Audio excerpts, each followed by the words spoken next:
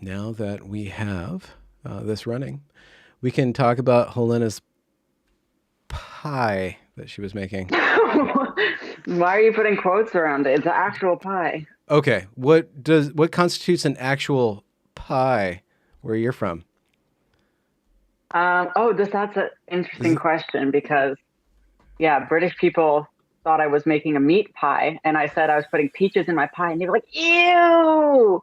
Oh yeah. So, yeah, they thought I was like making a meat pie and then putting peaches into the meat pie, and I was like, "No, it's just like a peach pie." I'm sure that you could get away with a savory bacon peach cobbler of some sort, maybe. Potentially. Okay, but anyways, what about? So it was a pure peach pie. Yeah. Yeah. There's like, I have this little fruit market not too far from where I live. And they had these like local, well, not local, but like American grown Firestone peaches. I like bought a couple and they were so good, like crazy good. And so I was like, I need to make a pie out of this. So I made a pie. Did you do some sort of reduction with sugar, or was it just a pure peach pie with a little bit of lemon? Was there another ingredient? It was actually so it was so funny. Like this morning I had like a extra half lemon. I didn't know what to do with it. And I was like, whatever. So I just threw it out. And then hours later I got the idea to make the pie. And then I got home and I was like, shit, I don't have a lemon. So instead I just used some apple cider. I hope it turned out good because it's like kind of acidic, right? So I use that. But no, it's just peaches, but there is some like sugar and like cinnamon and nutmeg mixed into the filling. Did you top for the pie or just the bottom? I did a shitty looking lattice. Lattice. Okay. So hold on. Before we get into the lattice, did you do your own dough or did you get some Pillsbury refrigerated dough sheet?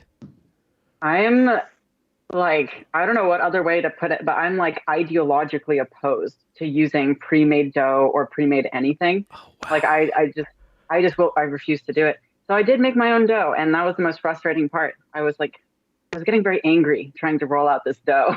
Okay, all right. You probably had things to work out. I mean, that's what a pie is good for. You work it out, and then you work it back in when it's done. Therapy pie. But I do have a picture of it if anyone would like to see my pie. Oh, geez, it's already done? Therapy. Yeah. It came out of the oven. It came out of the oven shortly before we were supposed to. From now on, we shall call that therapy. Yes. I have to go to therapy.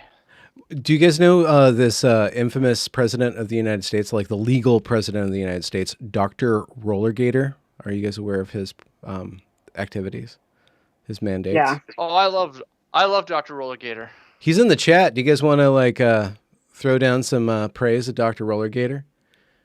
Oh, I love Dr. Rollergator, my one true president. My president. That's right. I'm in the same boat. I love Rollergator. Love the all caps. Love the high energy. I can't do it at all. I feel really bad about the guy, but I can't. Every time I see all caps, it causes me immense amounts of rage. So I don't know why. It's just really hard for me. Maybe if they weren't sans serif, if the font on Twitter was a serifed font, I might be able to like a nice, really Roman, Times New Roman font. I could probably deal with caps a lot better. But the sans serif fonts, it's just like. Didn't they change the font on Twitter not too long ago? The people were upset, but I completely forgot about. I completely adapted to it. They did. I was really upset when it first happened, but I just realized that I completely adapted, and that always kind of freaks me out when I get so upset over a change on some social media website, and then I get used to it, and it's like, what are they doing to my brain? Yeah, well, your brain is doing it to you just as much as they're doing it to your brain. True. That's right. Do you guys have topics we want to throw out there while we're waiting for people to show up? Do you have any pressing issues that you've been dealing with other than getting angry at pie dough? It's been a while since Helena and I have talked. We went through a phase. Kind of like last summer. Yeah. So I wasn't working. Our province was entirely locked down. So I was stuck at home. So all of my kind of social time was done via Zoom or Skype or what have you, just because I was unable to. So I would have like Zoom calls with people because that was all that we were allowed to do. Everything was like completely locked down. And so last summer I spent like probably at least once or twice a week with Helena, just chatting stuff out and hashing stuff out and sharing ideas and working through COVID and through postmodernism at the same time. Oh, so you guys did kind of homework together then? Yeah. Kinda. Yeah. More like therapy and just like throwing our rage at each other about COVID and the election and postmodernism. Mm-hmm. That's right. So we had a couple, we had another friend of ours who joined us a couple of times for that. And it was just been, now that Saskatchewan, where I'm from, is starting to open up again, has opened up for a while. I haven't been doing that as much with people, but this just reminded me of that because it's like, oh, it's like an evening on a Thursday and I'm Zooming with Helena. It's like, oh, okay, cool. When you say it's just starting to open up, like, what do you mean by that? Because that's so crazy to me. Because in Cincinnati, where I'm at, we haven't even had a mask mandate for months. So, technically, you don't have to wear a mask if you're vaccinated, but nobody wears a mask. So weird to me to think that there's lockdown. I should clarify. Saskatchewan has been opened for a while, since about, I would say, our final mandate came off probably in June. But it's taken a while for people to really start coming out. And because it's Canada and because there's an election going on right now, there's a lot of hysteria about COVID at the moment because it's an election issue. So I mean, where I'm from in Saskatchewan, we have a little over 1 million people, and we've been averaging about 400 cases a day. So 400 cases per million, which is not great, but it's not horrible. And we have around 65% of our population is fully vaxxed. So we are as vaxxed in Saskatchewan, I think. That number will probably creep up to about 70, but we're as vaxxed is going to probably be within 5 or 10%. I'm double vaxxed. Most of my friends are also vaxxed. I live in one of the large-ish cities in Saskatchewan. So most people are somewhat vaxxed or vaxxed. And so most of us have taken a bit to reestablish the social patterns, because you kind of get into a mode where you're so used to not going places that when you have the option to go places, it's just like you just don't do it. So that's what I mean by we're opening up. Like, that's starting to come to an end. The restaurants, I think, that got hit the hardest probably and are still recovering. A lot of bars and places like that, pool halls, social spots have struggled because people have just gotten used to not going out and are just starting. So even though we've had several months of indoor dining and things like that, people are just kind of rolling into the, oh, wait, the restaurants will be open. I can go bowling. I can do the various things that people do. There could be a concert, et cetera, et cetera. So that's what I mean. It still hasn't, and with a lot of the panic that surrounds certain elements of COVID, there are certain people who are trying to make it almost so that people feel bad for wanting to spend time with each other.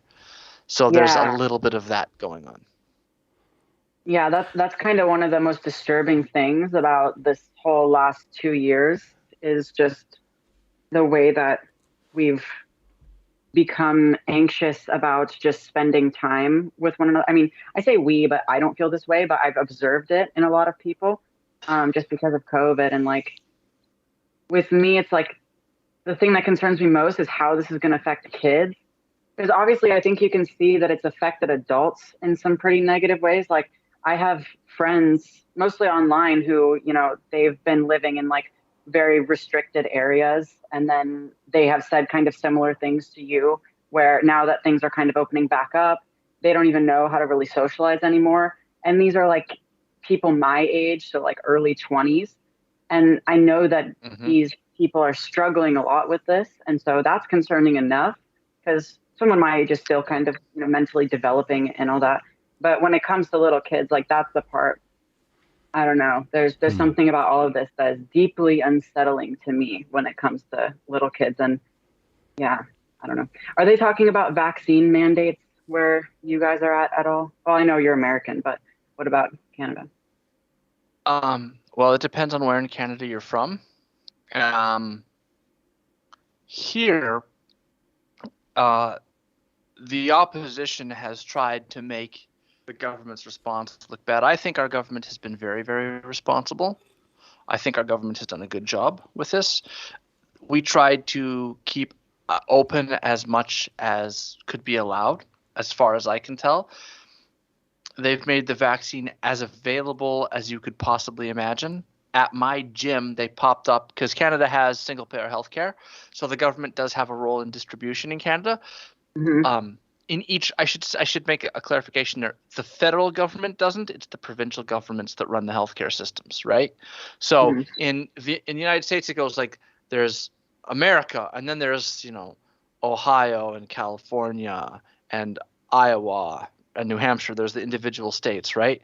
Canada has Canada, the nation, and then instead of states, we have provinces, and we don't have governors, we have premiers.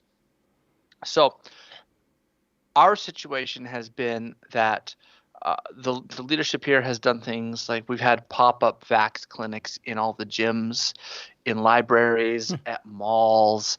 They have done a very good job. There are some people who are in a full-blown panic about this and want to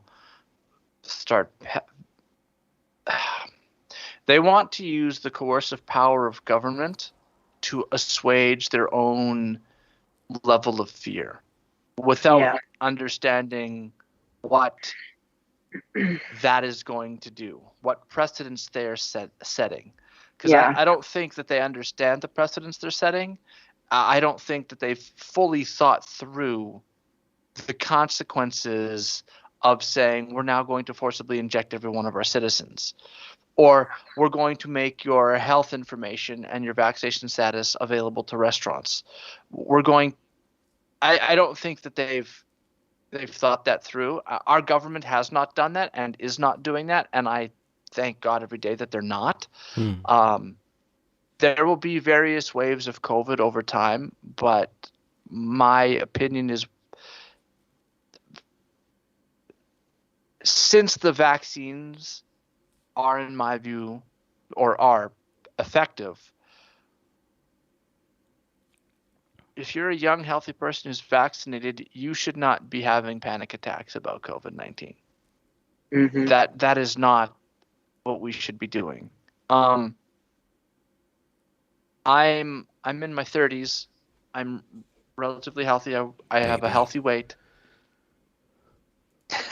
You're pretty tall, though. I was shocked how tall you are. I saw that photo of the Nerd Force 13. You're towering above everyone, pretty much. I don't know about that. I'm only 5'11". Okay. I'm not that tall. It's just that I think the rest of the guys were short. I don't think I might have been the only person there to come close to. Actually, no, Rufo. Chris. Peterson's Chris pretty tall, and Chris is pretty tall. I think Chris is taller than me. But yeah. So I am not. I just think the people are too. How do I put this? They have used COVID hysteria to achieve certain public health goals, and I don't think that was wise. And I think that public health in large part burned its bridges by having doctors recommend that the police stay home and the protesters stay out in the name of COVID, and then it comes out later that those things weren't COVID measures. That was people explicitly stating that they were going to operate the way that they were operating because they had political momentum to make systemic change. Mm-hmm. That they burned their own trust to the ground. They burned, how can I put this? Every time you use your position to forward your political ideology, you burn trust. So people have done that, and they're now upset that they're not being believed or listened to, and now they want to use force. And the want to use force is an admission that people don't trust you. Yeah. Force is what you use when the medium of trust is broken. And if you don't have trust, your use of force is not going to be seen as legitimate. So I think the whole vaccine passport, vaccine mandate thing is an admission. It is an indictment of our knowledge and culture producing class that they have completely burned all of their credibility right to the ground. Yeah, and there's a lot of like gaslighting in this situation, because I feel like people are very justified in mistrusting these institutions. I mean, just like for me, my mistrust of the medical industry and the regulating bodies goes so much beyond COVID. Like there's just what would the pharmaceutical possibly industry, cause you to distrust the medical right? industry? Helena. I know. It's not even just that though. Like there's obviously my personal experiences, but then there's just like, I don't know, something. It's like after I detransitioned, I was like trying to understand what is going on, what made this happen in my life, like what's making this happen in the unique way that it did, where it's like I had this belief system that, you know, transitioning was going to be so hard. I needed to save my life. They're trying to stop me from doing it because I live in this normative society. Like I had this belief system, and then I went to actually go acquire the hormones, and it was just like boom, boom, in, out. I got my hormones. I just had to give them money and I got my hormones. So that was just like a really confusing thing to try to piece through. And so after I detransitioned, I was trying to figure out what the hell happened. And so I just started researching, like, you know, the medical industry and doctors and like financial motivations. And it led me to like previous historical examples, the biggest one being like the opiate crisis. And I did some research and read some books on that specifically. And I saw like, my God, these companies and these organizations, like they're so corrupt and they operate in such a selfish and corrupt way on every level. And that led me to research like nutrition science and the medical perspective on things like heart disease and obesity and stuff like that. And it's like every rock you turn over, you see the exact same thing. You see ideology, you see censorship, you see financial interest, you see all of these things and just lies and misrepresentations. And you have these organizations that, like, for example, the American Heart Association, you have these big organizations that they're kind of like given the task of like, you're going to set the guidelines and you're going to set the recommendations of how to treat these specific conditions. And then you actually look into like some of the financial interests behind this, and it kind of starts to unravel. So yeah, there's for me, I feel like I have a large justification to be really skeptical because of what I know. But I think even other people, like there's just so many contradictions throughout this whole COVID situation. There's been so many inflammatory media articles, like retractions, all that kind of stuff. So I feel like there's a bit of gaslighting for that, where it's like the people who don't trust it, they're seen as the problem. It's like they're the problem because they don't trust the institutions. And I think people have a lot of reason to mistrust the institutions, because just historically, in countless situations, they've failed the mission that on the surface they put forward. What's the control, though? Under what conditions would we be able to look back on history and not see an endless stream of corruption and systemic phobias and racism and corruption? I mean, under what circumstances do we know if things are better than otherwise or better than normal? If there is a normal, is non-corrupt institutions the norm, or are there less corrupt institutions that we've managed to... I don't think non-corrupt institutions are the norm, but I think the way to kind of assess whether or not you're just looking at things with a filter and seeing all the bad is the results. Because if you just look at the results in terms of like general healthcare in our country, it's like with psychiatric medications, for example, we prescribe more psychiatric medications now than we ever have. We have more psychiatric medications than we ever have. And yet these mental health outcomes just keep going down and down and down and down. There's one guy on Twitter, he's a psychiatrist, but he's very critical of the psychiatric industry. He puts it a really interesting way where it's like, if you look at a lot of the research, the biggest indicator of worsening psychiatric symptoms is interaction with the psychiatric field. So it's like that. I don't doubt that. That's one example. Obviously, there's so many factors that go into why someone might have psychiatric symptoms. But it's like, are the results there? Is this massive system that continues to get funding, continues to be propagandized to us that like, oh, you're mentally ill because you have a brain abnormality, and so you need to take all these drugs for the rest of your life? Is that working? Is that helping people? And I think the answer in so many cases is no. But it just keeps being pushed further. Another thing is like heart disease and diabetes. It's like, okay, so the American Diabetics Association or something, I think that's what they're called. It's like, there's so much evidence that the best way to control and reverse type 2 diabetes is to control blood sugar. But their recommendations and their guidelines specifically say that like a low carbohydrate diet is unhealthy. When it's like, if you actually look at the research, it's like low carbohydrate diets are what is most helpful for diabetics. So it's just like, there's so many examples of this where it's like the narrative that's being put forward, oftentimes contrary to the actual research, the narrative that's being put forward and the things that are getting funding are not producing good results. So I think that's how you know that there's a genuine trend and pattern here, and it's not just twisted perception looking for something being worse than it actually is. I think there's a couple of things that are worth noting. I think there's two things that we would want to avoid. The first is it's really tempting for us to take on the Foucauldian postmodern view and say, this is all just a mask for power. You're just manufacturing, right? Like that would be really easy. You're all just manufacturing a particular episteme, or you're manufacturing a particular worldview, or you're laundering ideas as knowledge so that you can control people by the medicalization of X, Y, Z, et cetera, et cetera, et cetera. Foucaultian biopower. And then there's the other way that we can go, which is to assert that nothing counts as knowledge.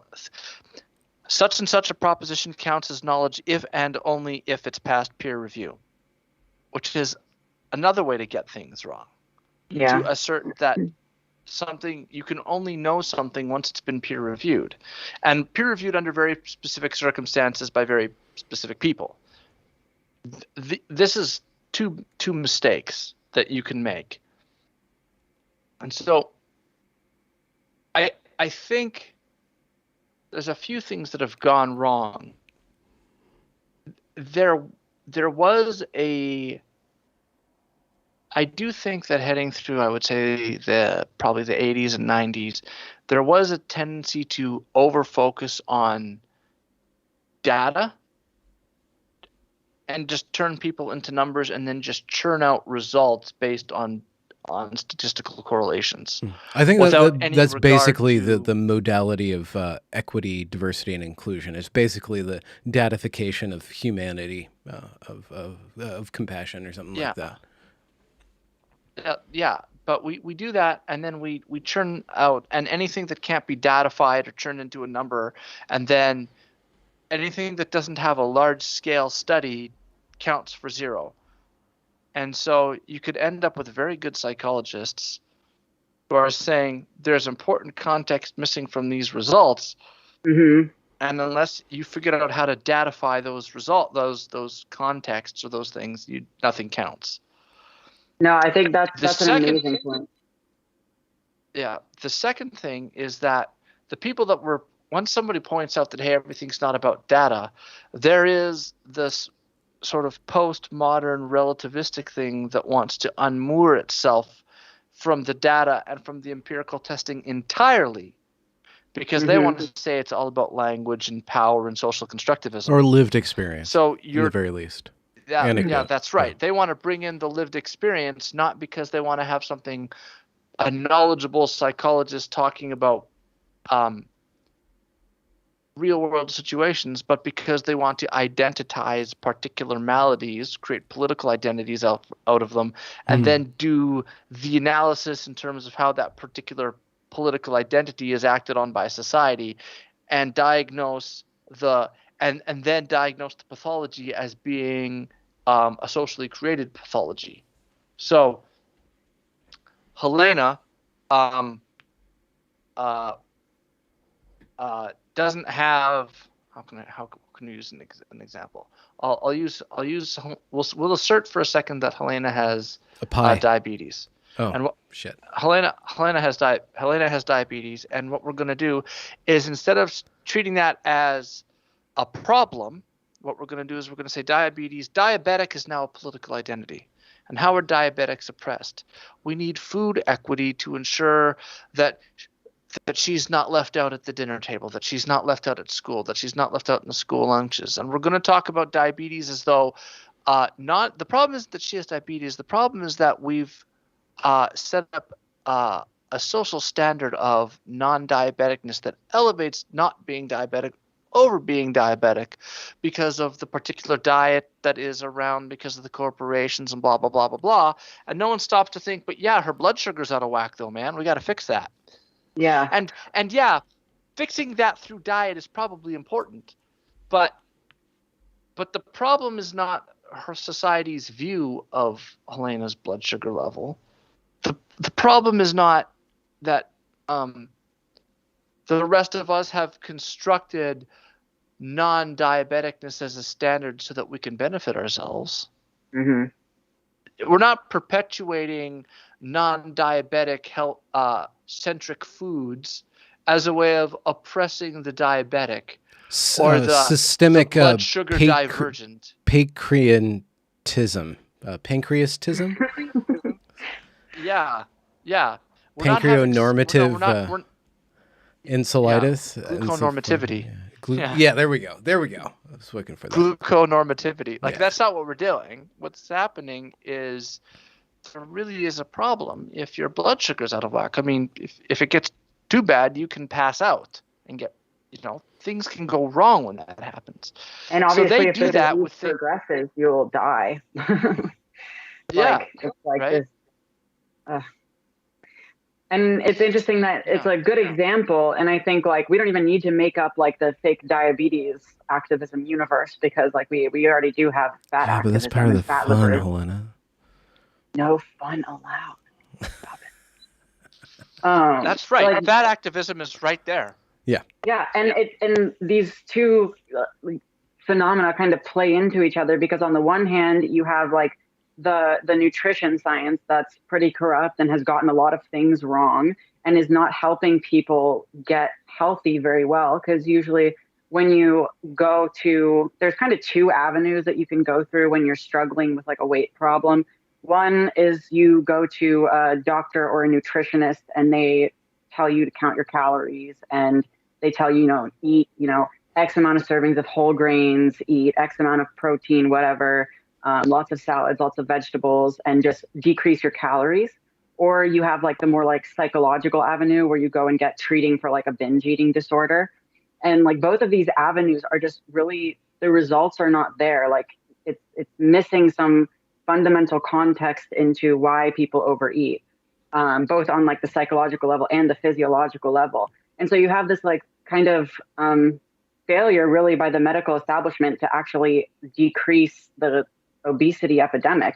Because when you think about it, like that's probably the number one health issue that many Western countries face. Like forget about COVID. There's hundreds of thousands of people dying every year of obesity related illness.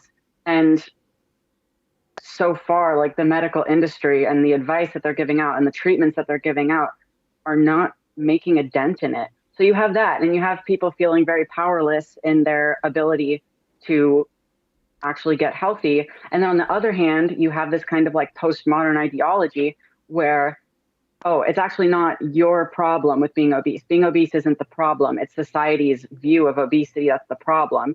And it's like you even see people say like, the reason people develop disease related to obesity is because of the stress that fat phobia causes them. Like you see this kind of like rationalization. And as a teenager, I kind of struggled with my weight. So I was a part of the like fat activism, fat liberation thing online as well. Did it burn calories, putting up all those posters? Yeah, that's the ironic part. No, but yeah, and these things just feed into each other, and they're both missing it. And it's really frustrating for me to watch because having been in that kind of like fat activist light mindset, like I know that if I had known what I know now about nutrition, that I would have been able to get my hunger cues and satiety cues under control and to not feel so out of control with food. And so it's really frustrating watching this because it's like, yeah, the most of 95% of the medical establishment is not going to help you with this problem, but also the fat activists are going to make it a lot worse. And then you have like the third avenue of people doing crazy, insane diets that fuck up their metabolism even more than there. But just pause for a factual moment or like a little bubble of info nicety. What is a hunger and a satiety indicator? What did you call them? And how did you cues? So how did you come about like understanding that you were hungry or not hungry? Yeah, so basically it's very like hormonal. So you have a hormone named ghrelin, which that's what causes the sensation of hunger. And then you have the hormone leptin that causes the sensation of satiety. These are both controlled by insulin, among other things. It can also be controlled by like sex hormones. Like for example, you'll get a spike in ghrelin before your period. That's a lot of times why you get munchies and you're really hungry and stuff. But also women burn more calories before their period too. So, but yeah, it's controlled through these like hormonal levers. And a lot of the times people's problem with overeating is because their blood sugar levels are too erratic. So you're most of the times eating like a lot of processed foods, and this is one, empty calories. So you're going to be getting that ghrelin signaling because you're not getting the nutrition that you need. You're not getting all these like amino acids, fatty acids, vitamins, minerals that you really need. So you're going to be getting that hunger signal through there. And then you're also going to be getting the hunger signal because you have a blood sugar spike and your blood sugar goes up. And then it immediately goes back down because it's a very easily digestible carbohydrate. Doesn't have a lot of protein or fiber or anything like that in it. Yeah. So you have people in this situation where their bodies are hormonally driven to overeat. And then you have this like calorie-based approach where it's like you take this person who their body is literally screaming at them for food. And you're telling them to just reduce their calories. And so what I know now is like, I went through a process of kind of like healing this in myself because before about a year ago, I was in this constant cycle of restricting, lowering my calories really low, trying to lose all this weight. And then I would lose like 20 to 30 pounds. And then I could no longer resist that ghrelin signaling. And I just became like overcome with binge eating. And so I would binge and not be able to stop myself. And then I would gain that 20 to 30 pounds back. And then at some point I would, I guess my ghrelin signaling would chill out after binging so much and I would restrict again. And I just had no idea that this wasn't a personal flaw. It was like my body having a physical response to what was going on in my environment and my food that I was intaking. And so I did like the keto diet. I'm not keto anymore, but for a few months I was. And it was basically like the blood sugar situation is taken care of because you're eating very low carbohydrate, and then also eating just like a ton of meats, a ton of eggs, a ton of like healthy fats gets you basically a lot of nutrition. And so after a few months of that, just my hunger signals completely evened out to the point So where you were able to listen to yourself better. You yeah, could actually hear your body now once you yeah. liberated it from a particular feedback loop that was unhealthy. Yeah, absolutely. And it's crazy now because my whole life I was like trapped in this cycle of like constantly fighting with my body, like fighting to restrict myself or fighting to binge. And now I just don't deal with that anymore at all. Like I eat completely normally. It's not a worry for me at all. I don't wake up thinking about it. I don't feel guilty. Like it's crazy to me. And this is all stuff that I just learned through trial and error and through looking things up. And every time I've been to a psychologist, nutritionist, anything like that, because I've been to a lot in my life, and they never offered me this kind of information. It was always just either cut calories or do your DBT journal. So. If Greta Thunberg and Ellen DeGeneres had a love affair, I think people would call them Grelin, right? Yeah.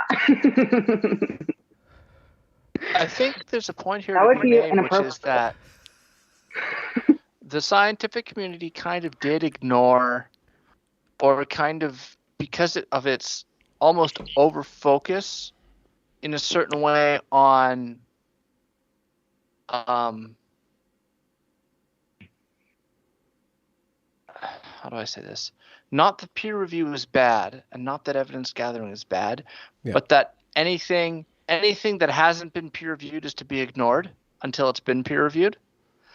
Well, what does peer reviewed mean other than it's gone through a specific process? Well, published in a journal. Okay, well, there's two levels to peer review. Even the language. You even have to break the language down. Sorry to get postmodern, but peer review originally meant that this was siphoned through layers and layers of call and response and people testing it. But then it became instituted. It became regulated, which is not necessarily a bad thing. You had a bunch of gatekeepers in there. But then once that institution gets corrupted, then it still has the nomination of being peer reviewed, but it no longer has that actual tested process built into it. So what I'm going to suggest is that the sort of I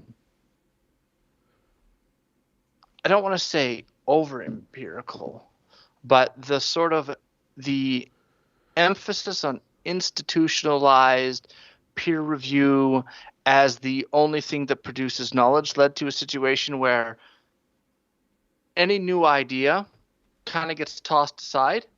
Mm-hmm. And that was the thin end of the wedge that the postmoderns were able to hijack. They were able to grab that spot part of it and point out and say, look, you've ignored lived experience. You've ignored the experiences of people. You've ignored all this other information that can't be datafied. And they were able to grab onto that. And what they were able to do is to say, look, Mr. Scientist, all of your work is ignoring this person's experience and this person's experience and this person's experience and this person's experience, and you're ignoring all this other stuff that people are going through, and you're ignoring this thing over here, and you've backed yourself into a corner with this sort of verificationist positivist stance. Excuse me. Oh, bless Pardon you. Me. And because you've backed yourself into that, you've ignored all of these avenues. And what happened is a certain political ideology used that as its exploit and brought that into its ideology through critical theory and postmodernism, where they would say it's all about subjectivity. It's all about standpoint. And so there's a sort of kind of call and response between old school, old line verificationism and logical positivism, and the critical theory which responded to it, and how that's played out. Okay, so with that in mind, here's the question. I want to test my audience. I want to test my fan base, and probably some of yours.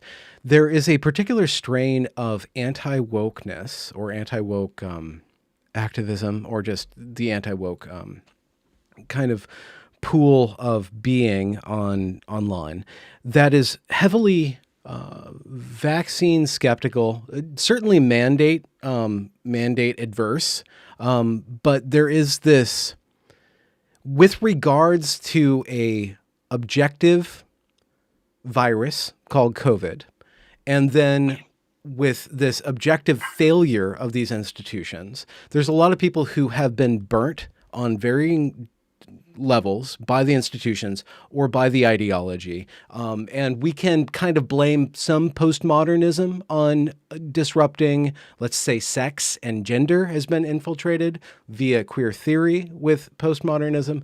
But the postmodern condition still stays with us because there is a pressure for us to align with our tribe. There's a pressure to us to be, even in myself, I'm vaccinated. I'm publicly vaccine skeptical.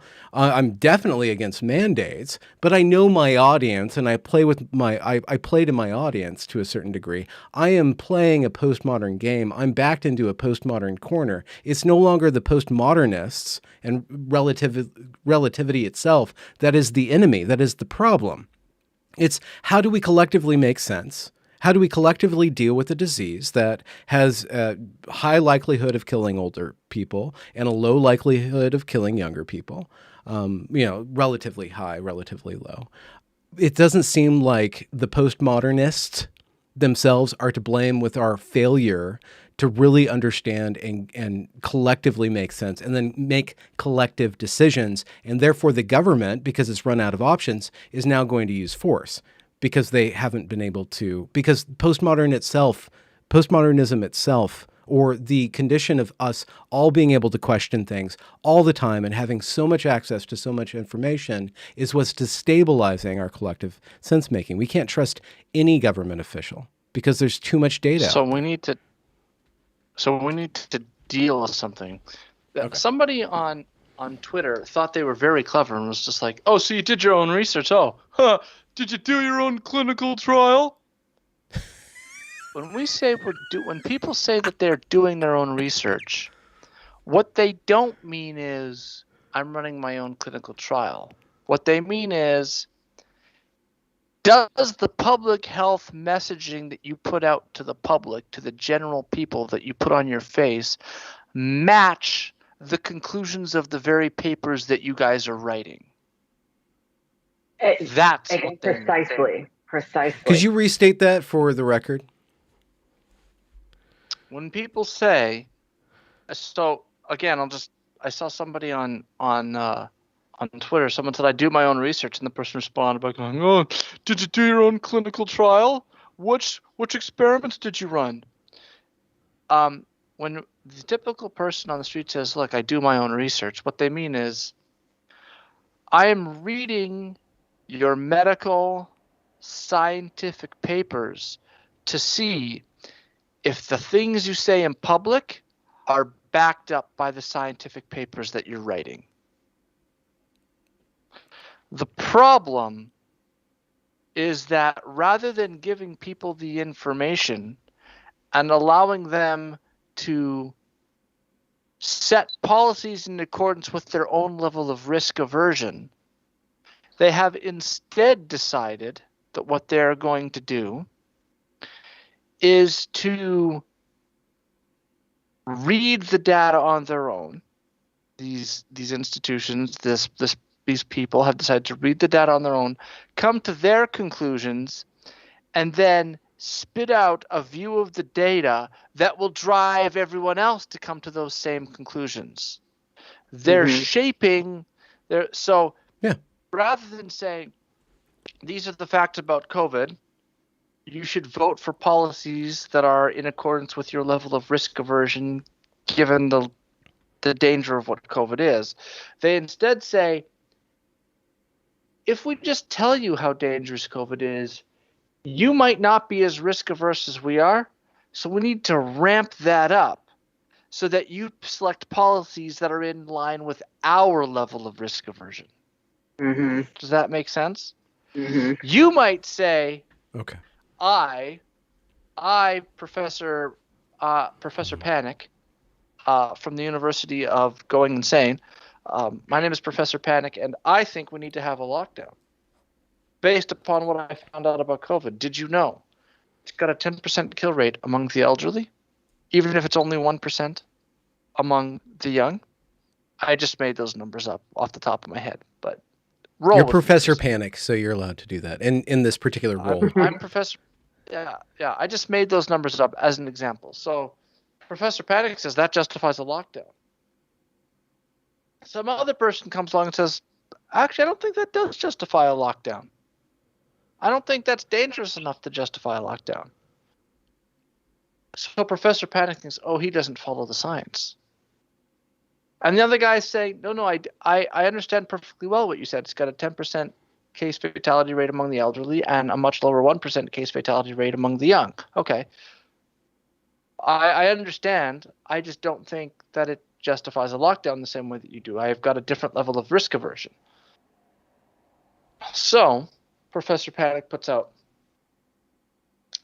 a press release that says the science tells us that this is a deadly, horrifying disease that we cannot stop. Even the vaccines aren't working. We have to have a lockdown. And people start panicking, getting afraid. Guy comes along and says, look, I did my own research. It's a 10% case fatality rate among the elderly, but among the young, it's only 1%. That doesn't justify a full lockdown. And so what Professor Panic is doing is Professor Panic is shaping the public messaging to bake his particular policy conclusions into the public messaging. That's what people are worried about. So what happens when people say, I'm doing my own message, my own research, what they're saying is, I am checking to see whether or not the public recommendations that you're making on the basis of your expertise, the public recommendations that you're loaning your scientific credibility to, I want to see if those are backed up by the data or whether or not those are backed by a particular political ideology and you're laundering it through your reputation as a scientist. That's what people are doing when they say, I do my own research. Right?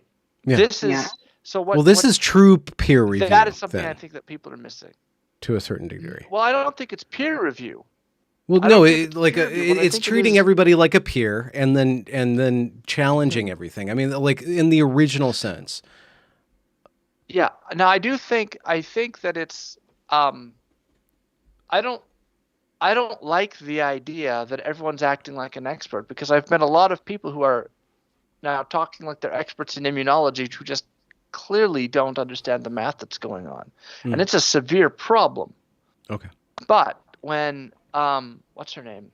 Epi Ellie from Twitter, who's a well-known and well-regarded immunologist, comes right out and says that she's changing her pandemic, which she did. I made a thread about this last year.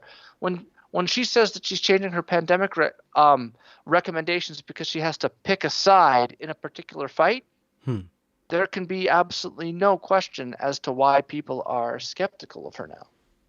The reason they're skeptical of her is because she's explicitly stated that she's making political considerations a causal part of her recommendations. And that people are saying, well, look, man, I didn't ask for your political opinion. Your job is to give me the facts, and then I, along with my fellow citizens, will vote in the people that we want to make our recommendations. And one of the tactics of the side that she is now working for, ostensibly, is to say that if you challenge her, then you're on the other side. They turn the entire conversation political, or try to, in a way. And part of the problem is that because they're postmoderns, or they've adopted certain elements of the postmodern worldview, they think everything is always already political. So you might as well get ahead of it. Aside. Public health is already political, pretending it's not is a mistake. Well, so they justify their being political by saying it was always already political. but them doing that and also having the leverage to make that statement, and these outlets, these major arms of sense making are on their sides. They force the entire thing. You can no longer not be political. This is what I'm talking about with the anti-woke kind of environs that I'm in. This one thing that's not necessarily political is become a tribal political battle now. It's part of what it means to be a part of that group because it has been politicized. You can't depoliticize it now. Or how do you? I guess how do you depoliticize it at this point? How do you go along what Helena was talking about with kind of figuring out what works for her, walking that path? If you it was an absolutely beautiful thing when Joy Reid was trashing Nicki Minaj for her vaccine skepticism and her tweet about her cousin in Trinidad who had she's got booted off of booted. She got bootied. They twerked her off of the Twitter.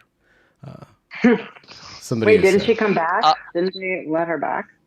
Did they? Okay, you guys are fresher than as of last night. In any event, she pulled up a tweet from Joy Reid from about a year ago where Joy Reid was like, I wouldn't take a vaccine that Trump's FDA developed. And it's like, there you go. The skepticism was already there. The people who are defending public health and say we're following the science now, when Donald Trump was president, were set to say absolutely no to an FDA vaccine or an FDA-approved or CDC-approved vaccine from Donald Trump. Does anybody think that is... Yeah. I was just going to say, I wonder how different the discourse would be now if Trump was president with the vaccine. It would be reversed. Operation Warp Speed. Yeah, it would have been reversed. It would have been completely reversed. That's what's happening. What's happening right now is that once Trump was moved out of office, the milieu changed. So we would be talking about whether or not Joy Reid would be doing specials on whether or not the vaccine is trustworthy had things been reversed. There's no question about that. So here's part of the problem. Okay. Part of the problem is because we are living in postmodernism, everything gets cashed out in terms of who said, who decides, and who benefits, and whose interests are served. That's how everything gets cashed out. Mm-hmm. And the very same people who are in the scientific community are saying, look, we don't do this nonpartisan thing. The data is objective, and then you watch as activists come in and say, actually, your discipline is racist. And these same scientists immediately just bow their knees. And it's like they don't seem to realize that they have pressure points too. That part of the problem here is that they're not insulated from pressure, from social pressure. All of their institutions that these scientists operate in, and the postmoderns, I'm going to say something that the postmoderns would love, and then I'm going to say something that the postmoderns would hate. All of the institutions these people are in are putting, are in some way part of the social milieu that they swim in, that they absorb from. Mm-hmm. Mm-hmm. And what that means is that there's a particular set of how do I say this? Whether anyone likes it or not, it is just absolutely the case that how do I put this? Part of the reason that things like the SAT and the LSAT came in was to remove from the process of selecting academics the question of who's friends and who are you friends with? What group are you part of? Who likes you? People wanted to get rid of those things, and they wanted some objective standards. So they went with standardized testing. Now, there are some things that standardized testing doesn't catch. You cannot entirely systematize the selecting of the best people. That's impossible. Well, there's no standardized test for charisma, is there? Just for example. There's no standardized test for creative genius. No. You can't do that. That's not how that works. So the left wants to. So the left harped on that, and they had a point about that. The problem is that they want to get rid of the standardized testing so that they can say, well, we're going to make a judgment, a human judgment, and really what they're actually going to do is just say, okay, who's woke? Whoever's woke gets in, and whoever isn't doesn't. Well, because there's now no. But that same thing happens on our side. Yes. You can't escape it's that. Decoupled. I'm building something here. So okay, thank you. What's happened is that in institutions, scientists have in some way lost track of the fact that they are themselves. They have themselves bought into and are part of a particular social group, and that they do pressure each other, and that they are vulnerable to pressure. Specific types of pressure that are completely perpendicular or whatever to the scientific process. Social pressure. Yeah. They are vulnerable to social pressure. They have allowed themselves to be bitten. The thin end of the wedge was science was always already political. Yeah. The way that the dialectic, or whatever you'd like to call it, operates is to say, first off, take the thing, say physics, and then instead do the sociology of physics. Once you do the sociology of physics, you determine that, the discipline of physics was formed in a particular sociology of physics.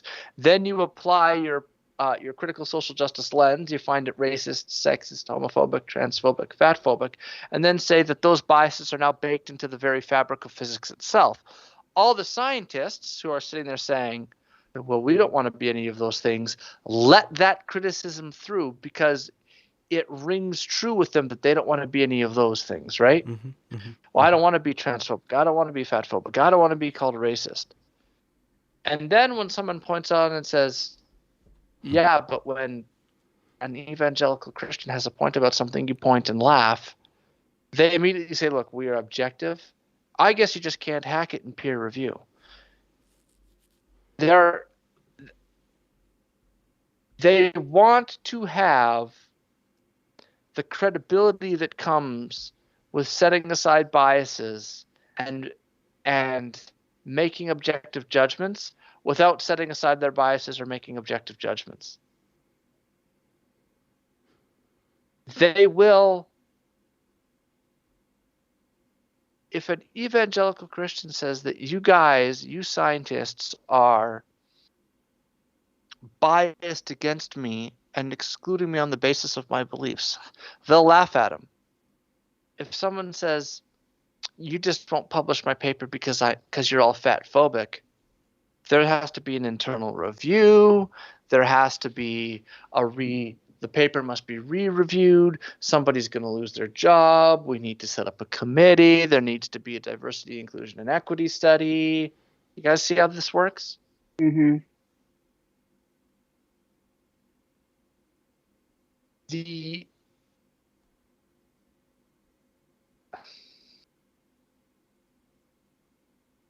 Okay.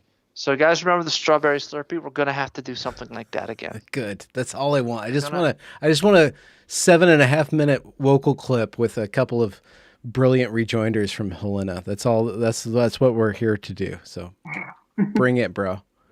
Okay. One of my very favorite philosophers when I was younger was William Lane Craig. William Lane Craig is a Christian apologist. And in about 2011, 2010, we should set this up a little. We should set this up a little bit. Okay, so we're going to do a brief kind of history of philosophy, so we can set some things up a little bit. We're going to have a bit of fun with it. So there used to be, yeah. So we're just going to set this up, and you'll see how this all fits together. I hope. Okay, so when critical theory was formed back in the 1930s, that was the neo-Marxists, right?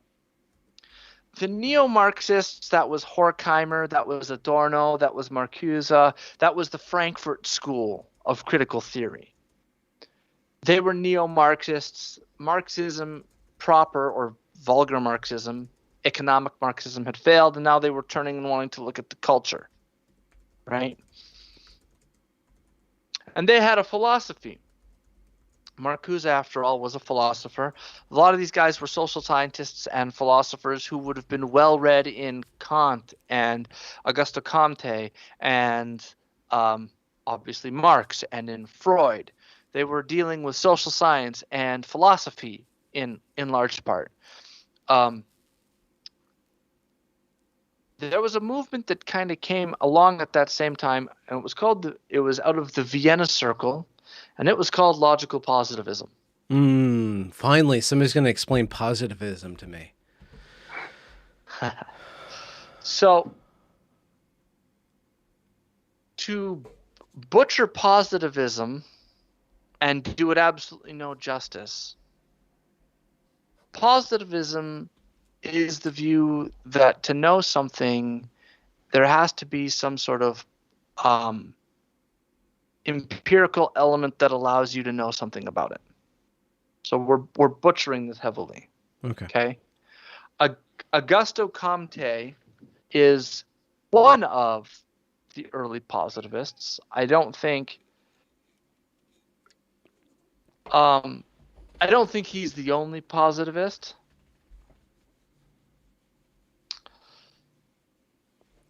And his view was basically that I have one around here too. But keep on going, Wokal. Gary.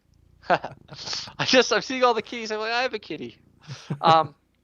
Sorry, hold on. I don't know what just started playing on my.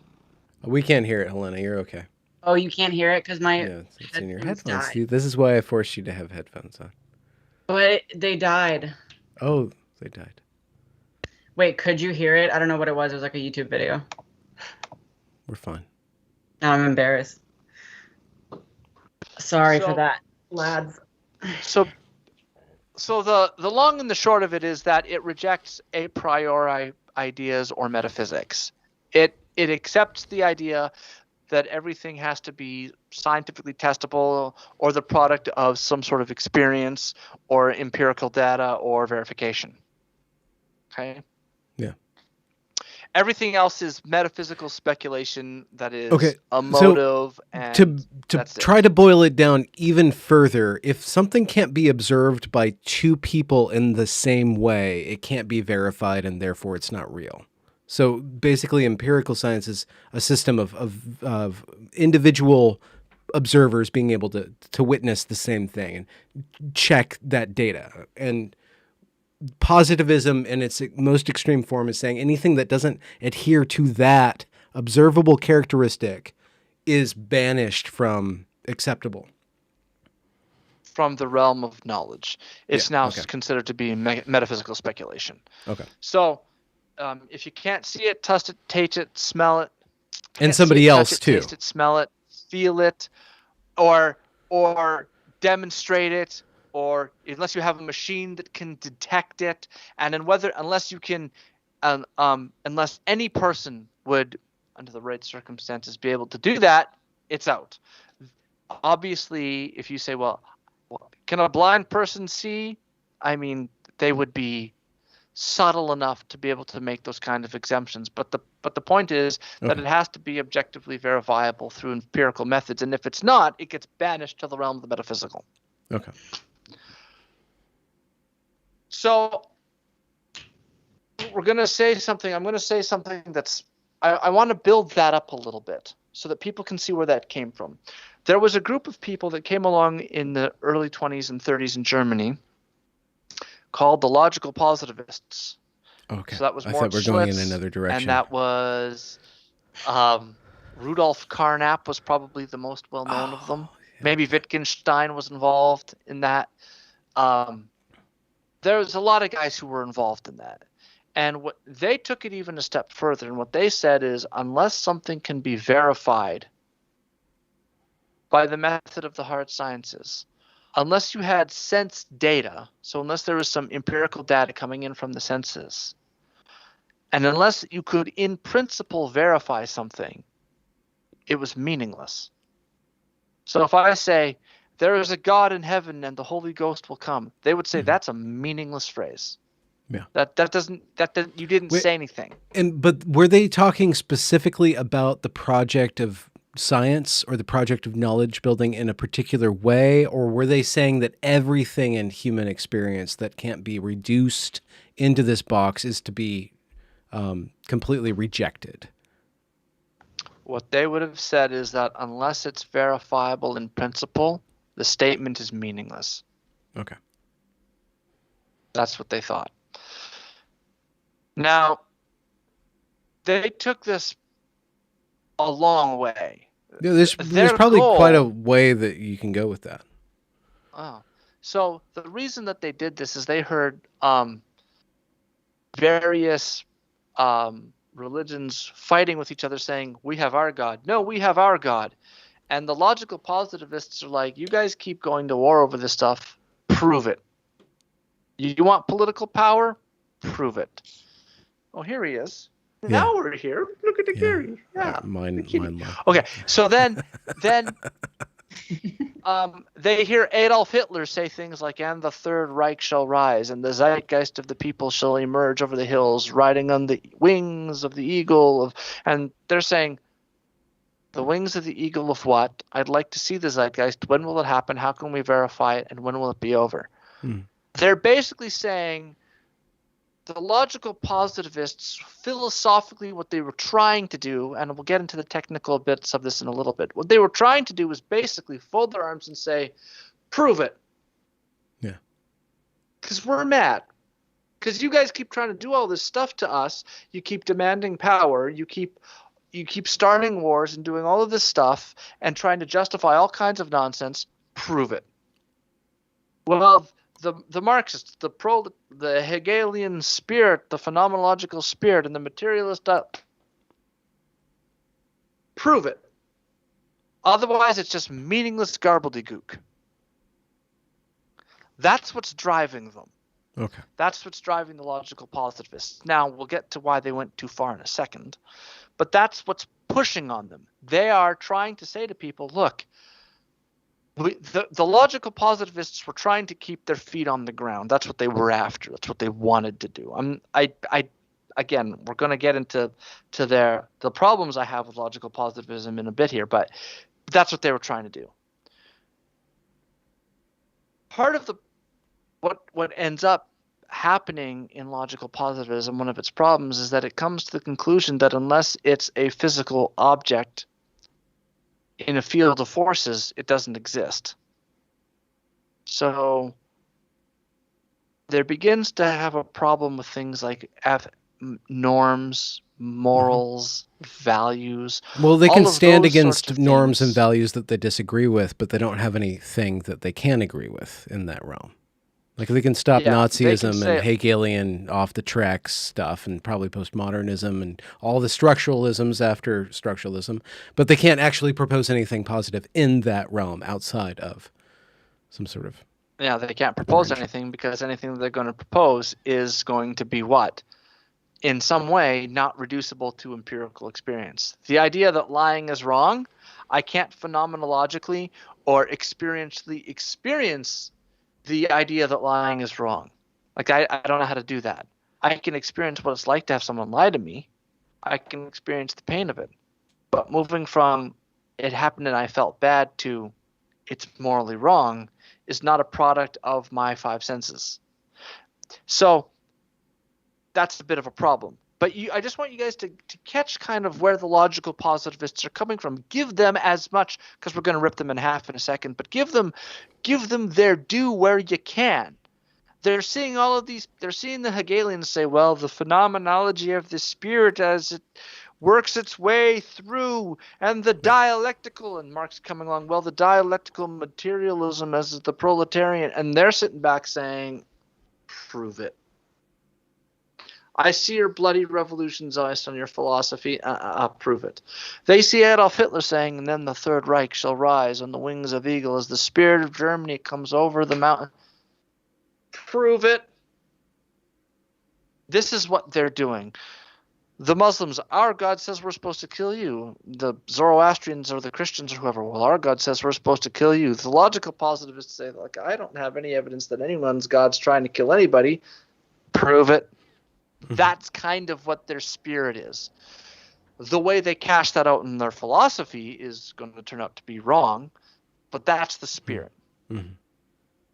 So the critical theorists attacked this. The critical theorists were pointing out things like, and what the critical theorists basically pointed at was the same thing I pointed at, that once you take the world to be nothing but physical objects acting in fields of forces, and the only things that can be known to be true are propositions about the physical objects and fields of forces, how do you get morality? You have power. How do you justify the... Everything is force. Everything's an object in a field Yeah. of forces. We're all bodies caught in a historical movement. That's it. Towards There's liberation or whatever. There's no way to have objective moral values. So the critical theorists were leaning on stuff like that. Now, there's a story that often gets told, because what the logical positivists would have said is, unless you can verify it, the statement is meaningless. And someone might turn to the logical positivists and ask them, can you verify that statement for me, please? Right? And people will tell you that knocked out logical positivism. There's this kind of pervasive myth. There's this myth that the verificationists would say, unless you can verify a statement, their criteria, we'll call it that. The logical positivist criteria was, unless you can verify a statement empirically, the statement is meaningless. As it turns out, the criteria that unless you can verify a statement, the statement is meaningless, that criteria can't be empirically verified. Yeah. A lot of people think that knocked out logical positivism, but the logical positivists were aware of that. In 1935, in a paper called Philosophy and Logical Syntax, Rudolf Carnap deals with this problem explicitly and tries to start building his way around it and trying to figure out an answer to it. In Language, Truth, and Logic, A.J. Ayer was aware of that problem too, that there was no way that the statement, all truth, nothing that can be, things can only be true if they could be empirically verified, is a statement that you can't empirically verify. All of their verification, their various criterions of verification turn out not to be empirically verifiable. And so they were aware of this. Okay, they were fully aware of this. What knocked out logical positivism was not that they had that problem. That didn't faze them. Carnap was aware of this as far back as 1935 and was writing about it directly and extensively. Can I propose what did undo them? Just before you answer, can I guess? Yes. It wasn't sexy, ultimately. It wasn't attractive. No, enough. It was the two. No, because they actually had quite a lot of philosophical muscle. Bertrand Russell, Wittgenstein was in that group. Lots of big name philosophers. What undid it was a paper called The Two Dogmas of Empiricism by Willard Van Orman Quine. Wait, Quine? And basically with Quine. a Q. Yeah, okay. Willard Van Orman Quine. Yeah, okay. Quine. And he wrote a paper called The Two Dogmas of Empiricism, which is basically the logical positivists depended on a number of distinctions to try and make their philosophy go, and Quine attacked those distinctions. And eventually logical positivism sort of fell out of favor. It wasn't sexy anymore. It dissolved because people realized that it couldn't solve all the problems that it needed to solve. Okay. It couldn't do what people wanted it to do. Okay. Which was what? Just distill it. What did it want to do? Just make some sort of sense out of the world that we can actually trust together. Yes, it wanted to be able to make sense of that and call out all of the nonsense all of the people bullshit. saying, and the wings of the people and the zeitgeist shall rise over the mountain. Like, they wanted all of that to go away, and let's get down to brass tacks, keep our feet on the ground. Yeah. while logical positivism was killed off, the emphasis on empiricism, the emphasis on logic, stuck around and had a Now we tremendous call influence. it Reddit. Yeah, totally. Helena. Totally. That's what's going on Reddit. That's why it's so hard for me to read nowadays. It's just pure logic. That was an incredible statement. That was like that's a punch that landed, because if you remember the atheism wars. Yeah. Yeah. Remember the atheism wars? Helena, were you around? Were you dogging around in that fight? I remember a bit of it. I kind of joined the internet a little bit late compared to other people my age, but I do remember that a little bit, especially because I grew up Catholic, and there was like a phase I went through where, you know, I was looking into like this kind of atheism stuff, but never really. You bought a stuck for me. dildo and a copy of Marx or something like that, and you just went full rebellion or something. Yeah, but the whole like atheism, facts and logic kind of angle never really stuck with me. I think it's because, like you said, it's not sexy. And not only that, but I think it's missing a lot of crucial elements of human nature, because as you were describing kind of like the logical positive perspective versus like Hitler, for example, and it's like Hitler didn't care that he didn't have a source for his claims, because he wasn't appealing to that side of the human intellect. He was appealing to these like more animalistic drives that are in people to want to unite, to want to like enact vengeance over things that they feel have wronged them and their community. So yes. Yeah, I feel like that's also a reason why it just has never stuck for me, because it feels empty and hollow in that way. Because there's just so much more to humanity and there's so much more to being able to understand the world than just what can be empirically verified. And that's then correct. To take that even further, I think like when you think about this in the modern context, like with Reddit, for example, like that's just a joke, but it's very much like a real phenomenon of these people who I think that they think that this is what they're doing. They think that they're empirically verifying everything. They think that they're saying no to all of these more like emotional arguments. But it's pretty clear when you actually look at these people and look at how they think that they are very emotionally driven too. It's just that they're latching on to this like mantle of science to give themselves the illusion that their emotionally driven ideological perspective is the scientific one, when it's just as emotional and irrational as anyone else. Yeah. Just briefly, Helena. Yeah, I think that's right. You were you stumbled upon atheism in the context of wrestling with Catholicism. Like, so there was a world order that didn't fit you, and so you found a way to break that. But the tool that you used to break that wasn't useful in building, or it wasn't actually a replacement of that. There was that initiated a process of trying to figure out something that does fit you in the world, and rather than just Catholicism or pure rationality, you embarked on a quest to try to figure out what parts of those different aspects of you can be nourished all together and under an umbrella of understanding or self-control or even belief, maybe.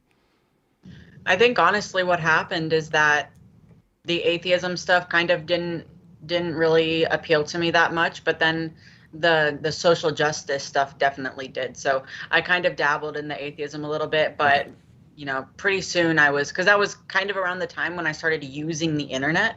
And so it started with a little make bit it sound of like a drug. Is that an incorrect analysis? No.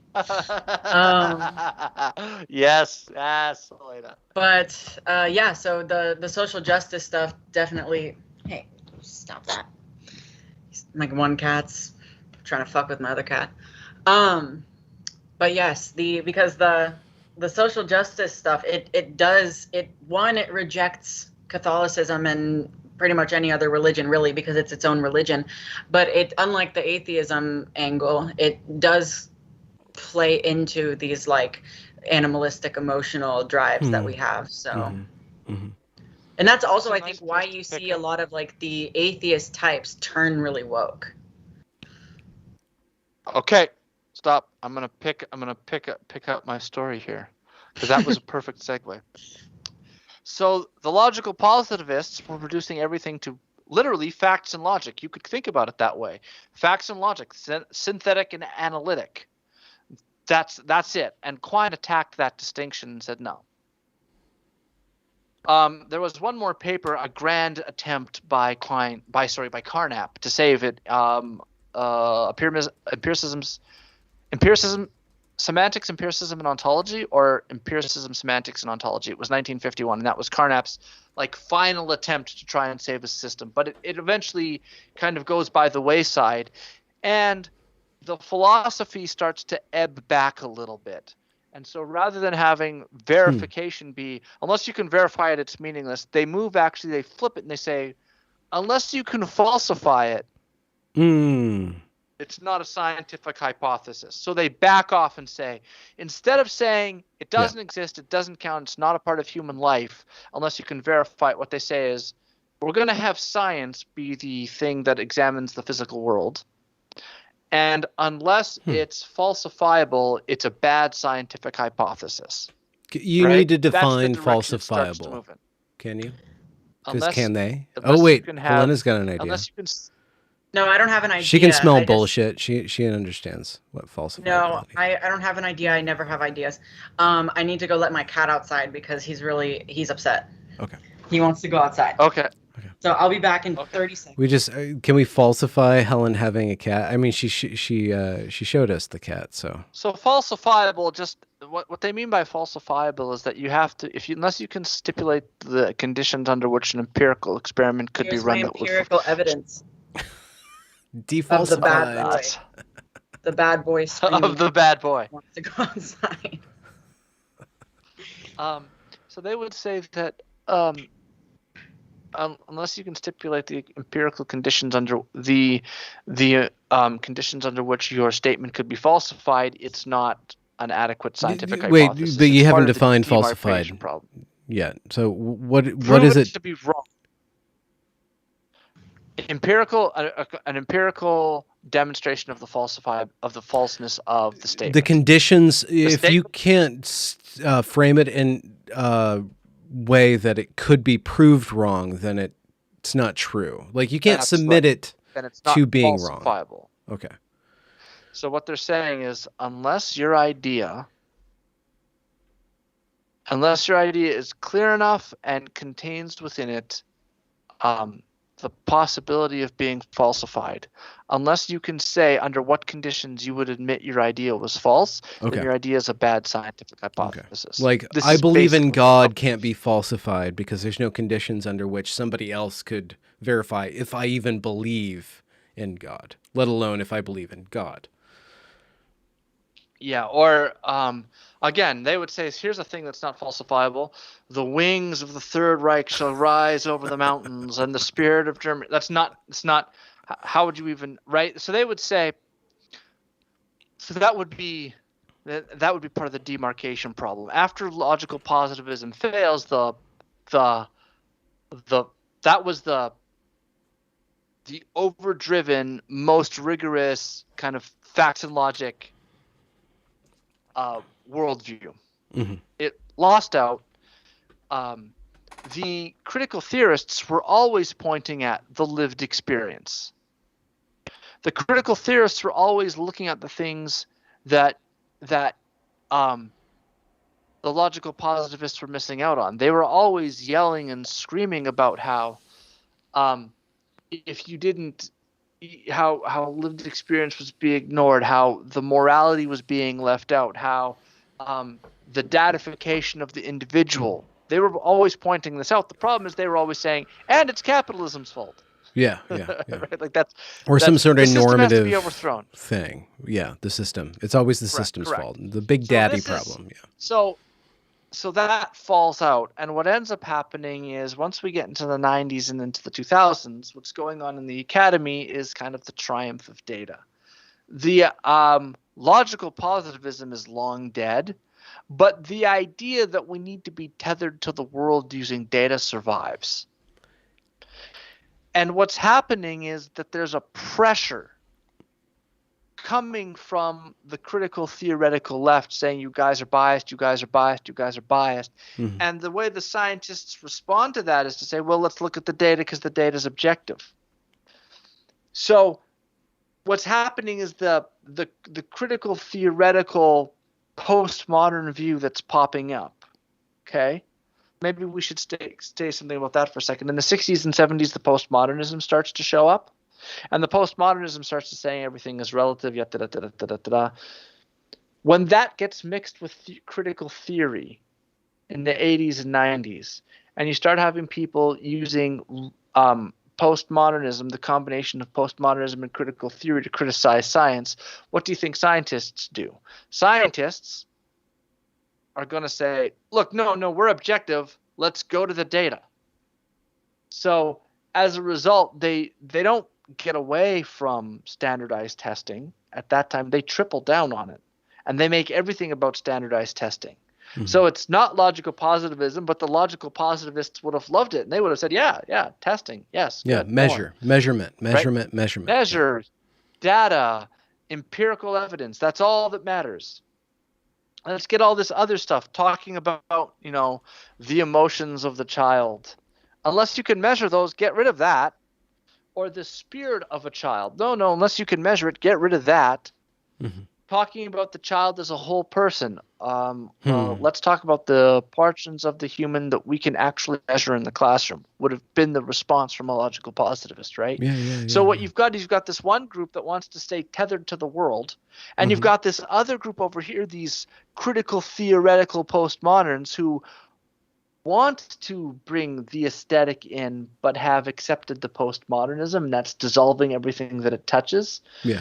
Because they say, well, we want to bring in the aesthetic and the spirit. Yeah, but wait, what are you going to do? Deconstruct all the beauty standards so nothing counts as beautiful anyway? Yeah, I was you see how that's kills the aesthetic or the spirit more than these social justice people. Like, if you ever just look at the kind of art they create, it's just awful. Yep. Can you falsify that statement? What do they want to do? Just look at it. They're using the postmodernism to try and dethrone the scientists who are setting the paradigm for everything else, right? They want to dethrone modernism in a certain way. They want to dethrone the triumph of science as being the main source of epistemology. Mm-hmm. And they're saying, look, you've missed all this other stuff. Yeah. Okay. Which is true, so far as that statement goes. Yes, there's a lot that the empiricists and the analytic philosophers and the logical positivists were missing out on. The aesthetic, the good, the beautiful, whole portions of the human life and the good life are lost by the logical positivists because it's facts and logic, right? That's it. It's interesting though that you kind of frame it as like there's science versus postmodernism, when the way I see it, or I think there's a lot of examples of this at least, science as like kind of a amorphous thing that you just invoke as opposed to the actual scientific process is often used to further the agenda of the postmodern social justice people. Like, yes, trans is probably the greatest example, and now COVID also, but trans is probably the greatest example because so much of it is based on this idea that there's like research into it and there's science, and this is like the experts have concluded that you need to give kids Jack Turbane has laid down the law on that. Or Turbane? Yeah. So you see, okay, so I've brought us up to like the mid 2000s, right? You're correct. The postmodernists are going to get into science, are going to start going in, but in the 90s during Sokol 1, the first Sokol hoax, there was the science wars, where there was the scientists and the data people on one side and the postmodern relativists on the other, who were just fashioning social justice at the time. Yeah. Okay. It's in 1993. I mean, the Sokol hoax happened, I believe, in 1996. In 1993, Angela Harris wrote her article in Critical Race Theory saying that they were going to try and rebuild liberalism in the light of postmodernism. Postmodernism would be the corrosive thing that wipes away the old thing, but they're going to try and rebuild it in the light of postmodernism. They're going to try and hold modernism and postmodernism in tension. That's what they're going to try and do. That's not going to work because postmodernism is just going to dissolve everything. Okay, so we've done a lot of philosophical work. If you're a philosopher who's watching this and you'd like to cynically nitpick me, the best way to do that is to start out with Auguste Comte, and then you want to move through and talk about how Horkheimer viewed traditional and critical theory. And you probably want to point out that I'm leaving out people such as Wokal is now speaking the Wittgenstein. footnotes aloud right now. So Yeah, just you for probably anybody. want to talk about how I'm ignoring Wittgenstein. You're probably going to want to talk about how I'm ignoring Wokal, hold Popper. on. You can't do the fine print unless you can speak at the rate of the end of a drug commercial. That's the rule on live stream. If you're a Christian philosopher who wants to nitpick me cynically, you could point out that I didn't say anything about Alvin Plantinga's warrant and proper function. Helena And was then onto something though, internalism, because externalism. what you were evoking in me was the difference. Well, within, and this is why I spend so much time in gender, because it's the perfect field. It's a contained field, and it's both contained and universal. It both makes up a part of everybody's life, but isn't like really the hugest deal. Because what you see is that people who are fighting against gender ideology are trying to say, no, a woman is a female body, a man is a man body, and the man produces sperm, the woman produces eggs, and everything follows from that. Okay, well, what follows from that? The entire human experience, all of the different proclivities that we have, the weird cycles that we go through, the urges that populate our existence, all follow from that little tiny binary. So you can't just say gender doesn't exist, it's all sex, but you can't say that gender is just whatever you feel.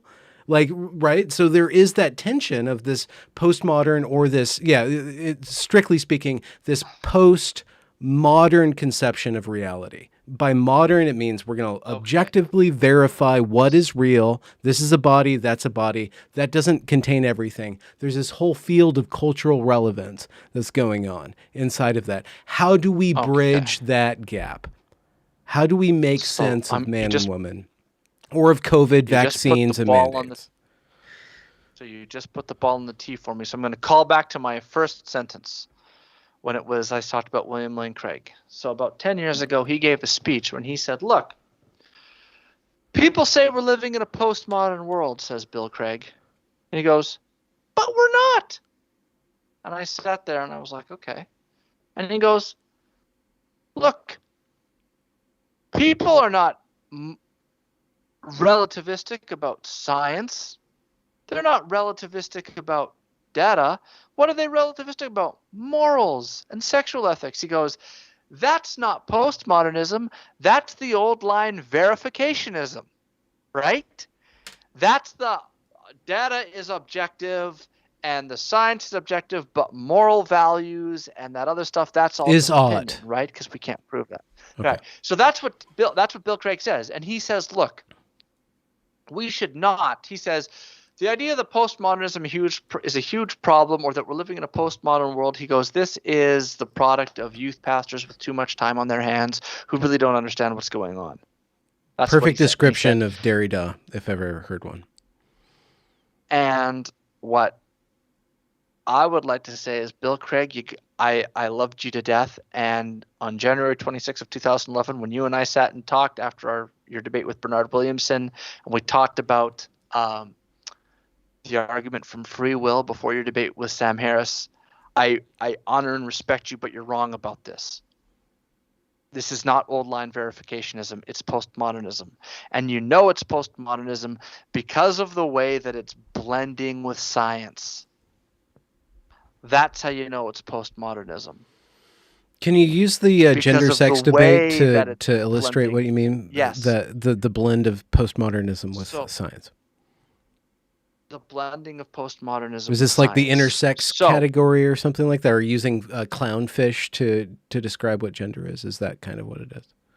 No, it is that old line verificationism would have said everything is just a matter of data and breaking apart the world at its causal joints. Postmodernism is going to focus on the questions of who benefits, who has power, who decides. The old line positivists are going to treat the categories of different levels of description. So the car is one level of description. Metal, the material that the car is made out of, that's another level of description. Yeah. Electrons circling a nucleus is another level of description, which is not entirely correct, but or whatever the work with me. DMV sees is another level of description. Right. Yeah. That's another level. And they would have said, look, these are just descriptions happening at different levels. That's what categories are. And we're just trying to get a more accurate picture of the world. The postmodernists are going to say, no, categories are a product of who sets the categories and who benefits from those categories being set, and who benefit and whose interests are served by those categories having those categories being the paradigms and categories under which and the terms on which the debate is being had. Male and female are categories that are forged with a particular eye to a particular view of society to reinforce certain norms and to perpetuate particular social systems. Such as the human race. The family. Yeah. The nuclear family is the base unit of capitalism. And so we need to deconstruct the idea of what the family is. And we need to, via Jack Haberstram, deconstruct the idea of male and female, because male and female are categories that are forged not out of a raw understanding of the world, but with an eye to a particular view of power. Right? So what they would do, they would want to say, they would want to attack the categories. They're not going to attack the data. They're going to attack the categories. Okay. And what they're going to say is that you are just superimposing your arbitrary male-female designation onto the data. And they're going to say it's actually, and Helena will be able to talk about this, it's all just to them a spectrum. And you're drawing arbitrary lines to reinforce power. The reason you're creating a male-female binary is to put people into particular categories so that you can then socialize and control their behavior. That's what you're really doing. That's what you're really about. That's not something, that kind of critique is not something that would have ever flown out of verificationism. Verificationists would have laughed at that. But somehow it has too much capital to be just laughed various at levels anymore. of So the verificationists are going to say, no verificationist would have accepted that.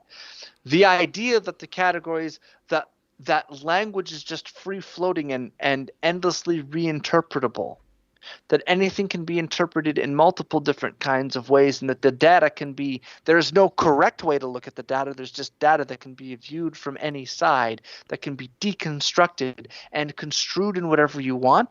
That's not a verificationist idea. That's a postmodern idea. The idea that words, that the categories, that the labels like male and female don't actually adhere to anything in the world, but are actually statements which have their meaning entirely from the way they are interpreted in a social context, that's a postmodern idea. The old line verificationists, if you read Russell's paper on denoting, or Frege on sense and reference, or Davidson's work on philosophy of actions and action reasons and causes, they all have the idea that language is in some way glued to the world and gets its meaning in relation to the world, whether it's Kripke's naming necessity or any of the other analytic philosophers. From Paul Grice to J.L. Austin, all would have thought that in some way there's a connection between language and the world, right? That language is glued to or attached to or hooked onto the world in some way. The postmoderns would say no. The postmoderns would say that the things like male and female are categories that are socially constructed, and then people are assigned at birth to that category, and that is an act of power to socialize that body into that role of male or female. But there is no male or female that's objectively in the world to be hooked onto. The categories do not get their meaning from the world, and they're not attached to the world. The categories are entirely socially constructed. And if you wanted to ask Helena, I mean, if you went when you were in your Reddit Tumblr phase or in your Tumblr phase and said, "Give me a definition of woman," how would people have responded? How would I have responded? How would the social justice trans community at that time have responded had someone said, "What do you mean by woman?" Well, some would say a woman is anyone who identifies as a woman, and some would say a woman is anybody who is interpreted as a woman under the Western post-colonial conception of cisnormative gender. Nothing to do with, chromosomes or biology, because it's purely social. Am I right? Mm-hmm. See that? That's why it's postmodern, not verificationist. Even within like their ideology, there's flaws in it, because if you take the answer where it's like a woman is anybody who is perceived as a woman, there's people who are perceived as women who don't identify as women. Mm-hmm. But there's also people who identify as women who later may not identify as women. So I guess they could be women, but only transiently. Right. So they wouldn't have a stable, objective definition of woman. Woman is a social and political category, just like all the other categories are merely social categories, and all categories are socially constructed. There is no category which is tethered to the world in the way that we would like it to be. That's why it's postmodern. So what they've done is the scientists come up and say, look, we've got all of this data that we've come up. And the postmodernist says that data can be rearranged in any way you want. That goes back to what launched this, was that there are these different tribes, loosely affiliated, but with regards to parsing what's going on with this vaccine, what's going on with the mandates around the vaccine, what's going on with the way in which the vaccine is being rolled about, and the way that is our managerial classes speaking about this and relaying what is really going on. All of that is subjected to so many different levels of interpretation that we end up making communities of those that we get along with in other domains, or that we agree with in other domains. We end up converging around an interpretation of all this interpretation. But we're no longer really dealing with reality. No one person has all these studies read.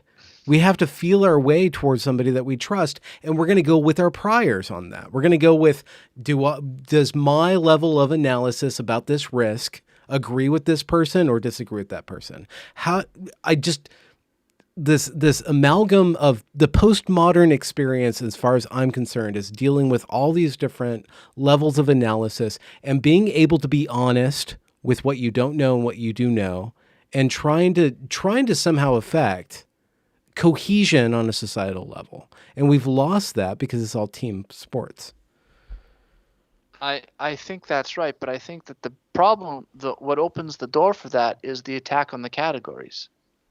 All the categories are relentlessly attacked. They are deconstructed, clowned into meaninglessness, and so everything is attacked at the level of meaning. And so I would want to throw out that I think although I deeply love him and his work has inspired me, I think Bill Craig is wrong about postmodernism. I don't think that this is old line verificationism. I think that's an egregious mistake to make. because the modern day social justice person is not concerned with epistemic verifiability. They would even say that personal experience trumps the empirical, trumps the science, and the science is interpreted through the lens of personal experience or personal right? fear, which is basically personal experience. And so personal that's right, your personal experience. assessment of risk, which is potential experience, which isn't actual How you experience. are It's how you view how experience do you will be going experience fear in the Yeah. the time of COVID, right? Yeah. And so I think, and I've monopolized the last little bit of this conversation, so I'm going to kind of cut off for a second, and I'm going to get myself something to drink because I'm thirsty. But I think what we're dealing with here now is that science produces data, and that data is all read through and interpreted in terms of a postmodern lens. And that is not And just the all- postmodernists who are doing that. We're all doing that all the time. Or is that what you're saying? That's my intuitive feeling, but isn't that I'm what we're all saying doing? That what I'm suggesting something a little bit more than that. I'm suggesting that not only is it the case that we shouldn't be doing that it's wrong for us to be doing that there are objective truths, that there are better and worse ways, more true and less true ways to understand these things. But I'm suggesting that the postmodern ethos is such that it instantly deconstructs everything all the time. And the result of the instantaneous deconstruction of nearly everything, you guys are freezing on me, so I'm going to close some stuff up. The result of the instantaneous deconstruction of everything all the time is that there is no paradigmatic correct way to view anything. And so all expertise is seen to be merely the product of somebody putting a label on you or giving you social credibility because of the realm that you're in. Yeah. It's not that you're really an expert. It's this that you have mastered the linguistic skills and the perspective of a certain view, and they have bestowed some sort of credibility on you. Ultimately, what postmodernism attacks, it attacks at the level of meaning and significance and understanding. The way that the world is carved up and brought apart. The way that the world is understood and interpreted. That's where postmodernism puts its attack. So when Helena says, they would say, well, what makes you a woman? Well, how some people would say it's your internal experience. Some would say it's how society views you. All of these view gender as a thing that only exists insofar as it is interpreted by either yourself or other people. It doesn't exist in the world. There is no way to describe sex in the world that is correct, because there is no sex in the world to be described. Because sex is a socially constructed artificial category where we can then assign people at birth into a particular category for our own purposes. Is that making sense? This is why I think Bill Craig, as much as I love him, gets it wrong. I don't think we're living in an old school verificationist world. I think we're living in a world that has, as Helena pointed out, destroyed art by attacking the meaning of everything, and then simultaneously destroyed science by relativizing it and destroying the categories under which it might have worked and been effective. All while utilizing science with all of the trust that it has garnered over the last many, many decades to launder in their beliefs, which are fundamentally antithetical to science because they don't believe in objective truth. So I think that adds another layer to the confusion and lack of ability to make meaning, because the one thing that in like a post-religious society that we've been using to understand reality and make meaning is science, and they've kind of hijacked science in so many ways. It's like you have all of these, like for every social justice movement or sect, you have a billion fake statistics to go with it. So they've kind of like, they've hijacked it because they know that that's what the society places the most trust in. But by doing that, I don't know where he went. He just blinked. Oh, he blinked. He did a vocal leap. But yeah, but in doing that, they've caused a lot of people to justifiably be untrusting in science and objective truth in their own way. So, and it's also, I think that it's opened up opportunities for not just the postmodernists to co-opt and hijack science. I think it's obviously by this point opened up opportunities for governments and larger, more established organizations to co-opt and hijack science to spread their own agenda of what they want. So I think there's an endless spiral of cynicism that I resist because I'm going to be happy, and I believe that human beings are going to continue to flourish beyond our particular point of view. I think that there's much greater resources of adaptability latent in our offspring and the young folk in general. So while I do see that these government bodies, so when we assess fear, right? So fear is a reality. It's both a lived experience, but it's also a projection of something that's likely to happen. And we all need to do that because we're living in time. We are not data. We are living in time. We have choices, and we need to make educated guesses. And fear is one of the barometers that we use in order to gauge how do we assess risk. And on one side, you have this thing called, well, probably three things. Yeah. On one side, you have COVID. On another side, you have vaccine. And on the third side, you have government overreach. So those are three risks that need to be balanced against each other. Some people have more assessment of risk with regards to dying or their loved ones dying, which is material reality for them. Other people have big questions about the vaccine. And it's an ellipsis. We don't know how this mRNA stuff's going to work. This stuff hasn't been around for a long time. Even if it went through so many different trials, it still hasn't been around for a long time. So there's a lot of big question marks around that. That's a legitimate risk to have, and to undermine that person's risk assessment is basically the same thing as undermining somebody's risk assessment with regards to death. I mean, there's more data about COVID's deadliness than these vaccines, but it's basically they're still assessing risk. And then there's the whole government thing. The government, or the powers that be, the risk assessment of that, of them mandating this vaccine, and then what?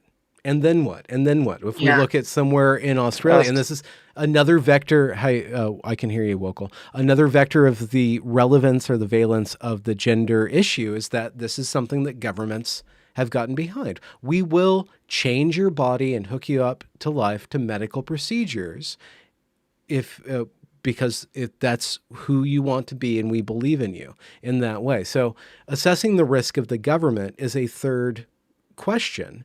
And when we're all having these conversations about just those three things, it seems like it's really difficult to have somebody go through and assess, put all those three things into some sort of tension with each other.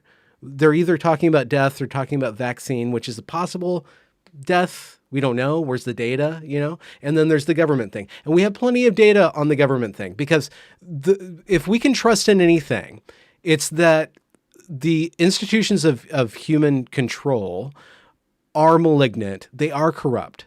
They will continue to be corrupt. We don't know how long the COVID thing, it will kill you. It will kill some of you. Some of us are going to die from that. And we'll continue to die from that because it's not going to be eradicated because the vaccine's not actually a vaccine. And And then we have this medical science interacting with our body. To what degree do we want the government telling us what to do with experimental treatments to save us from an underlying fear that we have of this natural or lab leaked disease? So that's the real tension that I see in the anti-woke space that I'm connected with. People are resisting the government. They're resisting the vaccine. They're resisting the government overreach, and they're resisting COVID. And everybody's got like different things going on to different degrees in those three areas. But that has the potential to force us to agree in ways that we don't, or force us to stop agreeing with each other completely because we don't match up on any of those factors. I think one thing that deserves to be mentioned when it comes to weighing and analyzing these three different risk factors is that the risk that comes from COVID, the disease itself, is the only one that you could really have any control over, because you can do things to affect your general health that will then make you a lot less likely to become severely ill from COVID. So die from COVID. By health, you mean your body, your diet, and also your contact. You can control what contact you have with other people. Yeah.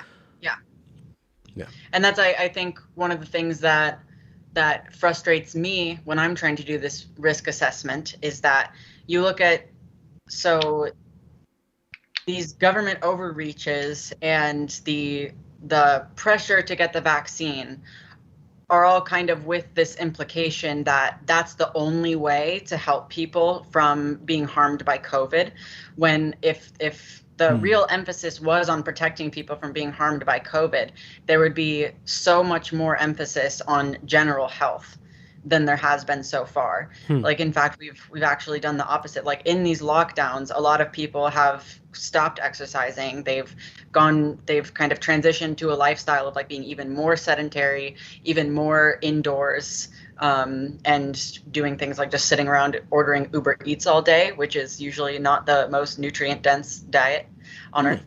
And you see all these statistics about like increased drug use, increased alcohol use, weight gain in people over the course of this COVID experience. And since we do know from research that these like weight gain and metabolic dysfunction and nutritional deficiencies, all these things are very, very consequential in your eventual experience when you do, or if you do get COVID. It's just very hard for me to see how none of that has really been addressed in the broader conversation. And that's why I feel like I lean more towards seeing the government overreach as a risk, because it just doesn't make sense to me. If there are so many things that we know we can do to protect people from COVID because they just make sense, and that's just how you be healthy in general, and the data seems to line up with that healthier people in general have better outcomes from COVID. I mean, I had COVID. I just felt tired for a few days and had a little bit of a cough, and I'm like a generally pretty healthy person. If there's all these things that we could be doing, why then is this one particular approach of lockdown, mask, social distance, vaccine, why is that being put forward as the only approach? And why are we being so pressured to accept this particular approach? And really anybody who tries to emphasize this other approach of like general health and protecting yourself and preventative care, like, is either downright censored or labeled a conspiracy theorist, or you're told that you don't take it seriously enough. Like, it's hard for me to kind of reckon with that, and that's definitely why I see the government overreach as a greater threat, because I think that's what I feel like is coming for me more. With COVID, I feel like if I got COVID again, I would probably be fine, because my last experience I was completely fine, and I put a lot of effort into being healthy. So I think if I got it again, I would probably be fine. And I feel like I have a lot of control over that. I mean, you never know what could happen. I could get it and get very, very sick. But that, in my risk assessment, that doesn't feel very likely to me. But then when I look at the government overreach, that feels a lot more likely to me, because that's where all the energy is right now. That's how it feels, that all the energy is there. And I also don't have any control over that. I can't vote it out. Me personally, I can't vote it out. There's nothing I can do. It just feels like I'm sitting here and like there's this looming specter of the governments and the institutions putting together piece by piece this system of control and compliance. Yeah. And there's nothing I can really do about it personally. The vector that I see there is that on one hand, what you've embraced is agency and is taking personal responsibility. You're in charge of your own health. And on the other side, it's this government system that's not giving people it's not promoting that. It's not promoting take charge of your own life. Go out, get sun, go into the fresh open air. We have data that says it's not really dangerous outside. Go out there, get plenty of sun, get vitamin D, take care of yourself, make yourself stronger. Instead of that, it's that the system, the scientific system, as a matter of fact, or to a certain degree, it's using this technology, maybe which is distinct from science, but this technological system is saying, we will protect you, come into our arms, and if you reject us, we will bar you from every other activity in your economic life and in your social life. So there's this carrot and this stick, which is both. That's the vector that I'm most worried about, is definitely that, because I don't want to cede control. I don't want to cede control because they're always... even if there's never a genius in charge of a government, I'm sorry, Plato, but there's never going to be a philosopher fucking king. It's just not going to happen, dude, you know? So I just want people to emerge. But at the same time, I still worry about the reality of the sense-making communities devolving into tribalism and the vectors over that, and the vectors over people leaning too far in the direction of not really taking these risk assessments seriously for other people. So with regards to that, it's a little segue. So Helena, you're taking responsibility for yourself. There's this other line of argument that says, yeah, you have natural immunity, but because you're not vaccinated, you're putting other people at risk. You're not you're not doing your duty for the rest of society. And that is a vector of that I think is important to hit upon. Like, I do have a responsibility not only for my own agency, but I take part in and I am rewarded by my connection to society. So I think that there is an assessment of the risk of being disconnected or harming my society that could be under evaluated by people who lean too far into a libertarian or an individualist sort of framework. I would be a lot more understanding and sympathetic to that if there was, over the course of these last year and a half, if there was more openness about the avenues of action that we could take in order to deal with this problem. I just feel like you're not allowed to censor people. You're not allowed to pressure people. You're not allowed to completely ignore the entire health side of this and put in policies that are making people more susceptible to getting sick from the virus. All of these were not in my control. It's not my fault that the pandemic is, according to some metrics, out of control. I don't know the actual data or anything, but that's not my fault. I didn't choose to do that. I took the personal responsibility for myself. So I don't get how, after all of that, the same people who completely mishandled this and have kept information from people can then pressure me to take an untested pharmaceutical drug under the threat of taking away my rights. Yeah. I feel like that's just not excusable to me. I think if you can go in an ethical way, encourage people to take the vaccine of their own free will, and you can get enough people and it's effective, which that's very debatable as well. That's another thing that factors into it, because you have, like, for example, in Israel, one of the most highest vaccinated percentages of people in the world, and their COVID cases are just as bad as they were at their highest peak in 2020. And now their new rule is that the vax pass that they have wears off after 6 months, and you need to get your next vaccine, and then your vax pass is open again for 6 months.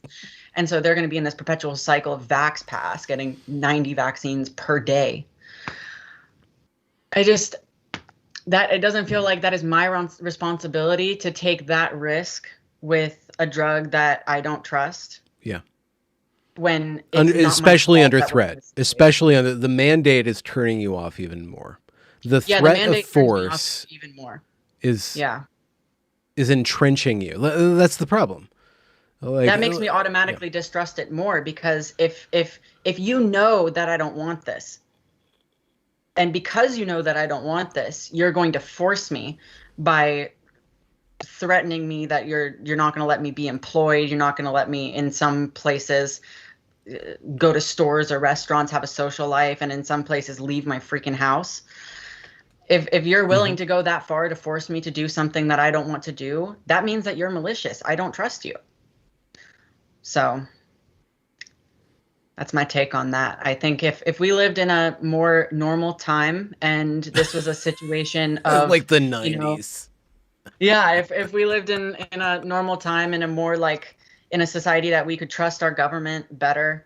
And from the start of this pandemic, we said, look, listen, we already have a national healthcare crisis. That's obesity and obesity-related illness. And COVID is just going to make that a million times worse. Because if you look at the statistics, most of the people who are having serious effects are either elderly or obese. If we started out from this perspective of, okay, all, biases aside, what things can we do to make people more strong, or like more, I guess, invincible against COVID, to make this pandemic be a less serious threat to the most people as possible. Mm-hmm. But we didn't start from that perspective. We just kind of immediately went into lockdowns. We immediately went into just being encouraged to do things that are actually very antithetical to what you would need to do to be more immune to COVID or more impervious to COVID. Mm-hmm.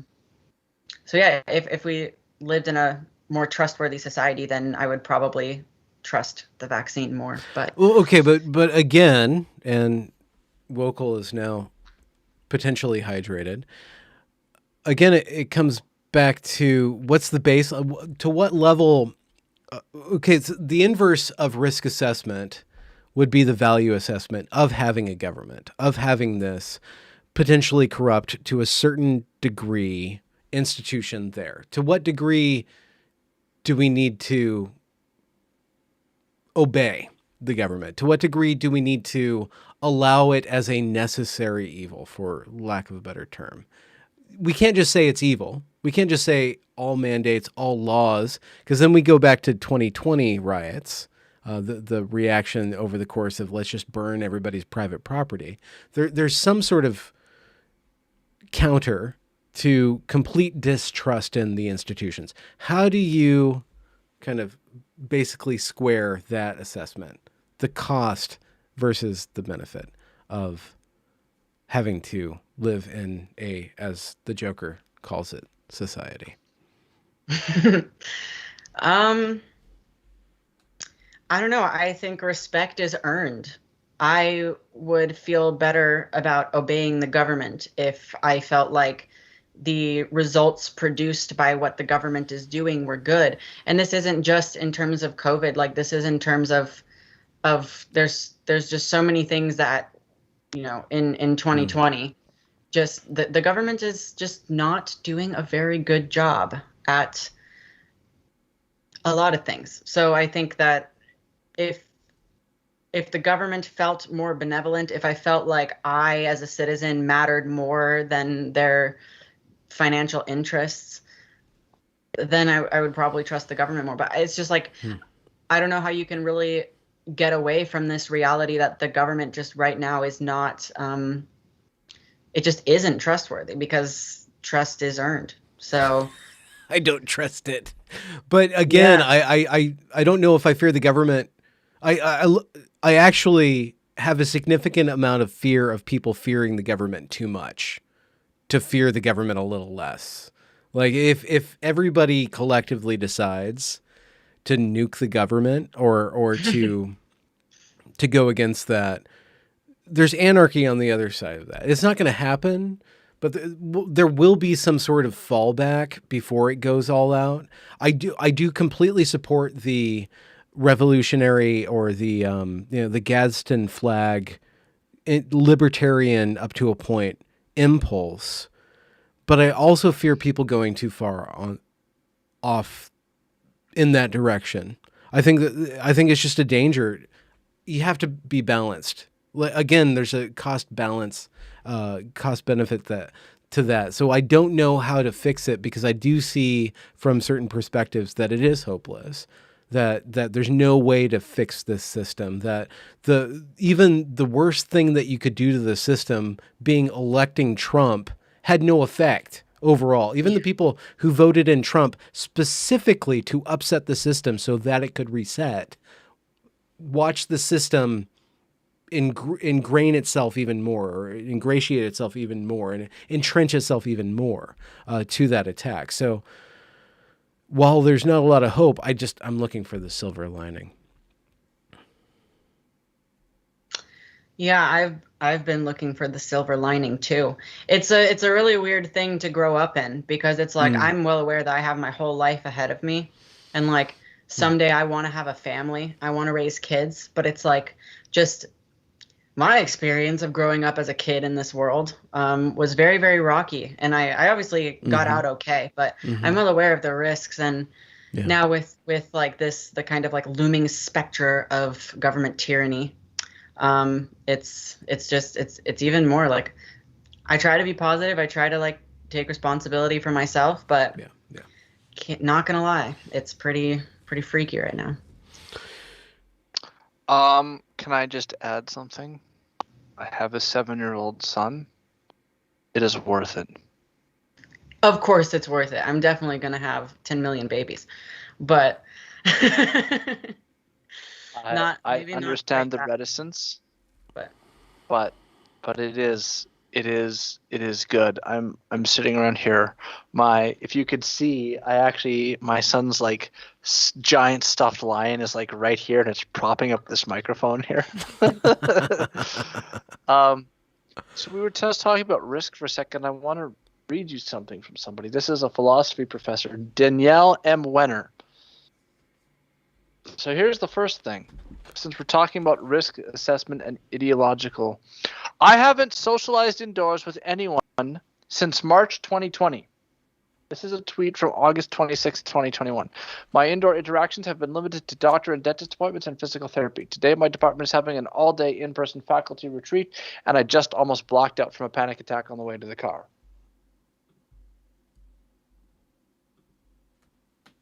New paper out. Not just a tragic compromise. The positive case for adolescent access to puberty-blocking treatment. So just so that we're aware of this, her risk assessment is, hey, I can't socialize indoors with anyone for a year and a half. But I believe 13-year-olds should be given access to puberty blocking drugs, and it's not a tragic compromise to do it. What you have here is the melding of, it's the two worst impulses of both logical positivism and postmodernism. It treats things as they're just physical objects moving in fields of forces, and then it takes the postmodernism and dissolves any sort of category that might try to put on it, or any kind of understanding or moral value. And then it says, well, any kind of risk, any aversion to that must be based on transphobia, homophobia, all the rest of it. That's what we're going through. And that's what that is the rocks upon which the waterfall of postmodernism is crashing. Yeah. It's utterly, utterly tragic. Yeah. This is such a weird thing right now that I'm experiencing as I sit here, because it's like, I know that there's, how many people are watching this right now? A couple hundred probably. Oh geez. Yeah, there's 260. Yeah, there's 269 people watching this. I would have Like, I feel like there's nobody watching in a weird way.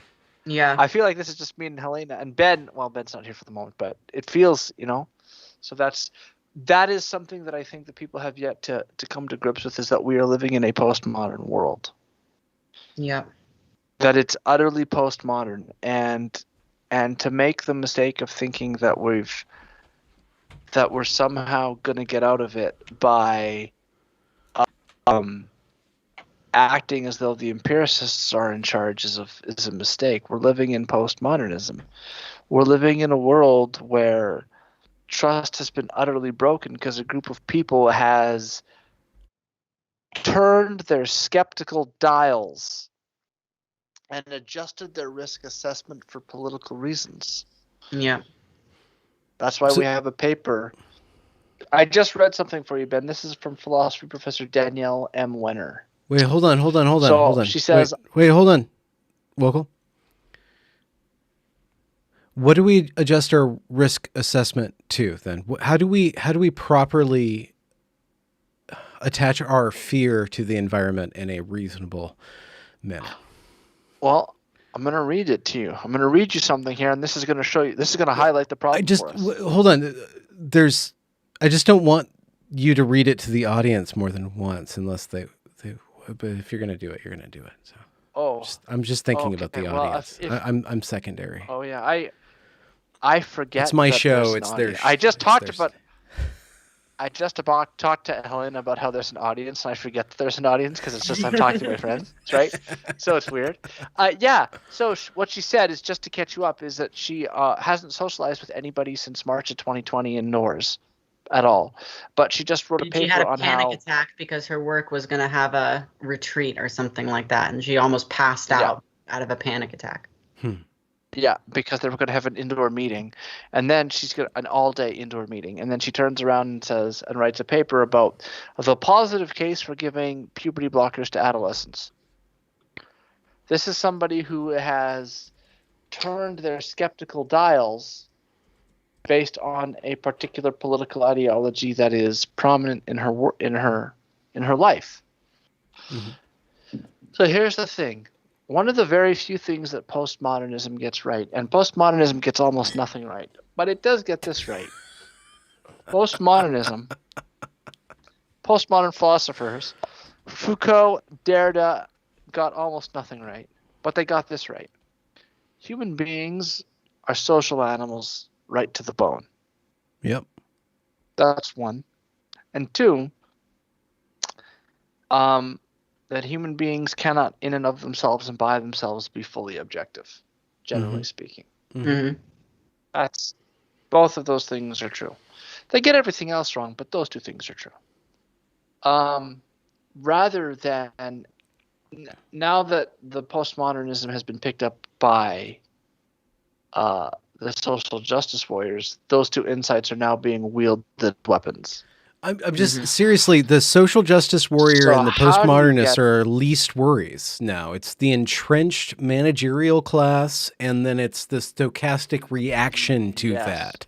The far left, the far right, the anti-woke, and the woke are all caught in this bind with this oligarchical kind of weird frothing. It incorporated postmodernism, but only cynically. It incorporates social justice. It incorporates civil rights. Right. So the real enemy is just using these different iterations that we can critique all day. But my worry is the response to that enemy and that enemy itself. It's in equal measure. It's the overreaction to that and its actions. And my answer is that you have to, if you want to deal with it, you have to be honest and understand where you are. And there are two ways out. There are two things. One, you have to understand that you are in the postmodern world as described by Baudrillard. You have to acknowledge that is where you are. Yeah. I just broke through the fourth wall. Where you are. That's how I did that. That's the world. That's the world we are living in. We have to be honest about that's the fact that we're there. Yeah. Then, you want to get out of it? You teach your way out of it. Oh, you start a podcast. Clarity is the enemy of all of this nonsense. Yeah, honesty. The reason that I have my platform the way that I do is because I get clear about things. Is because I don't write a research paper where I say, look, I laundered all of this expert opinion about this one topic into a single paper, and my contribution is this final paragraph where I gingerly suggest perhaps maybe we could. No. I'm going to take people and I'm going to say, I'm going to make the thing that there's a disagreement about clear. Mm-hmm. I'm going to teach so that people understand it clearly. Mm-hmm. That's what I do. I make things startlingly clear. The reason I don't get whooped in debates is because as soon as somebody starts to fudge or to scoring social points, you just teach your way out of it and make everything perfectly clear. As soon as somebody starts trying to beat you with credibility, that gets wiped away by clarity. Mm-hmm. All of your degree that you got, Mr. Philosopher, is like my degree right there. It only covers an 8.5, 11 spot on my wall. That's it. Mm-hmm. Everything else is in your brain. And so clarity is the thing that blows away the smoke so that people can see what's going on. And so the way that we get out of this is to be crystal clear about what we're doing and why. And the more clear that you get, the more clear you can be with everyone else.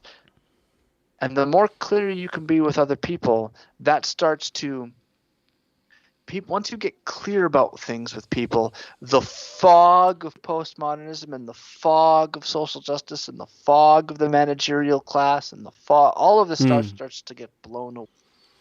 Well, okay. What about all the people who don't want clarity? Well, to counter that and to get to Helena's method, it's clarity might end up being another positivism, because eventually you're going to come to ambiguity and questions and stuff like that.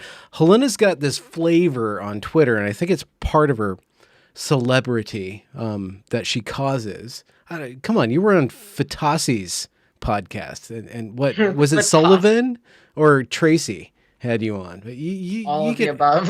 Yeah, you get hooked up on all of these people. You have I don't mean this in the wrong way. You have an attractiveness to your engagement. You aren't just, you do a lot of very clarifying work, especially within the gender boundary, but you also have knives out and lipstick on. You also have style. There's also style involved in your substance. So you can't overdetermine clarity. You also need glamour. You need charm. Yeah.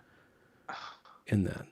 Oh, yeah. I'm not saying that there's not an art to getting clarity out there. There's not an art to engagement. I don't make that claim at all.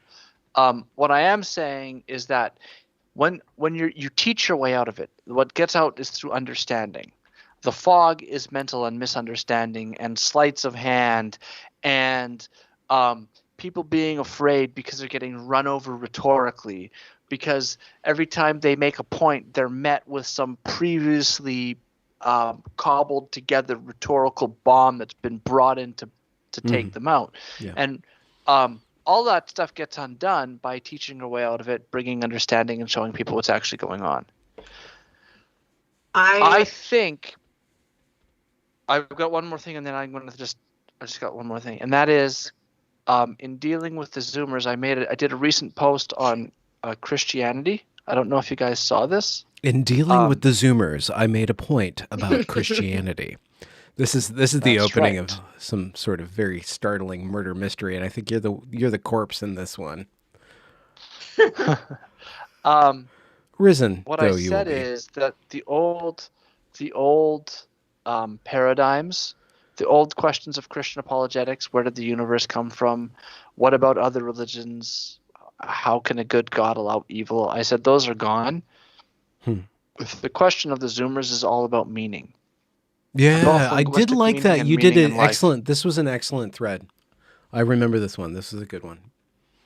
Yeah. And so my suggestion is that there are two things. One is clarity, and the second is meaning. And part of what Helena does with her aesthetic, with her lipstick, and fingernails and Knives Out. Is Your meaning. eyelashes too. I was gonna say I cats. never wear lipstick and I never have my nails done. So you're projecting some pretty sickening sex stereotypes onto me right now. Well, we did call this the ManDate. We would have to mansplain to you somewhat, Helena. Maybe you could mansplain to us how you do your stuff on but it's that's what it is. It's clarity and meaning. Yeah. You clarify the situation so that people don't get taken in by stuff that's nonsense, and then you rebuild meaning. Yeah. Helena, they want to hear from you. People are literally typing, "We want to hear from Helena." Let her speak.